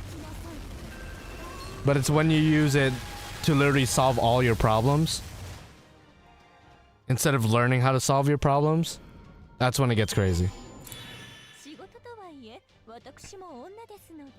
Like literally in my class, because I would sit like somewhat in the back, and like everybody would have their laptops out. Like literally everybody in front of me, or like most people in front of me, would have like ChatGPT open in another tab. And I'm just like, bro, no way. There's no way. And you know what's funny? I graduated like... I almost graduated top of the class, but then, you know... I missed one day of class to go to Fate 20th anniversary, so that fucked up my shit. But, you know, besides the point, I graduated on the top of my class, but then, like, you know... I didn't use ChatGPT, though. I didn't use that bitch, so... It is what it is. I don't know if that says a lot about my intelligence, or just a lot about everyone else's... Like my graduating class's lack thereof. I don't know. Because at some point, when push comes to shove, once you get the exam put in front of you, bro, like you don't got ChatGPT to help you there. Like that's all you. That's all you at that point. BB's the only AI I would accept. Yeah, if the AI was tangible and had titties, then yeah, sure. Like I'll get behind that. Isn't AI straight up killing people and trolling people now? Yeah, I don't want to get dark, but there was a case where somebody who had negative thoughts, let's just say that, had negative thoughts and went to ChatGPT for advice, and it basically devolved into ChatGPT or the AI, I don't know if it was ChatGPT itself, basically giving the kid instructions on how to, you know... Oh, Kita-Sean, okay, we were talking about some dark-ass shit, and then Kita-Sean's in chat. What's up, Kita-Sean? Thank you for the happy birthday. So people in chat were telling me that you were looking for somebody to talk about the ending with. I don't know if I'm the right guy, but hey, I'm down, I guess. I like how we were talking about the darkest shit possible, but then like, yeah, okay. How are you doing? It is what it is. You know my email. You know my email. You know my email. It's crazy. Yeah, I dropped it. I'm like, what the fuck? Oh shit. Hey guys, act normal. Act normal. Let's talk about FGO. So the future of FGO, right, I think that the 3D idea sounds cool and all, but I wouldn't like that personally. We need to talk about the ending, yeah, no. We talked about the ending in length earlier, but you came in the wrong moment. That's crazy. So I saw on Reddit someone making Bargus X better viewership. I see that all the time too. It's the same artist too. People do ship that though. Yeah, no, the ending is interesting to say the least. I'm disliking it more and more. Just saying. I'm trying to grab a round table. Ooh, okay. Interesting, interesting. Yeah, I'm more than down for sure. Just name a date and time, and then we could get this show on the road for sure. I was thinking during the New Year's Eve stream. Ooh, yeah, that would be interesting. That'd be interesting. Yeah. Would everybody be streaming at the same time in like a Discord call or something? We definitely gotta discuss that if we do that. Like before. Oh, okay, before. I was about to say. I was like, wait, what? I was like, no shot. Yeah, no, I'm down. If I'm invited, if you know, it's okay. I mean, you're in chat right now, so I assume it's okay. But you know, I also understand if there's other creators that's like, yeah. But just my DMs are open. Oh shit! Did I get another CE to drop? Damn. 22K. Fuck me. Okay. Yeah, we're wholesome. We're wholesome. You are young. I am. Well, I'm pushing my 30s. I'm not really young, dog. I'm pushing my 30s. I don't know about that. I was a senior in high school when this came out. Now I am a college graduate with back problems. And joint problems. My right knee specifically. It's definitely going to be controversial ending, that's for sure. And keep in mind, this is the happy ending. It's technically a happy ending because, I mean, for the main character and like Mashu, but like, for the audience and the players, it's like, oof. It's bittersweet for sure. I'm disliking it more and more though, the more I think about it. Just because there's a lot of things that are trivialized and whatnot because of it. Again, I don't want to spoil too much. How many box? I said Botto. How many boxes of Lotto you farmed? I'm only on 100 boxes. You're only on 100 boxes, you said. You see that? You see that number here? This guy said, yeah, I'm only on 100 boxes. Yeah, no biggie. I could do better. Dog. I'm at 1. Granted, I have 22K. But if you do the math, that's like... I'm not good at math with this shit. Graduated top of my class, I still don't know. I'm still not good at math. Okay, if 6K is 10, 12K is 20. I think. 18K is 30. And then 24K is like 40. So 22K is like what? Yeah, around 40, yeah, like hit or miss, yeah, something like that. Something in that ballpark, yeah, sure.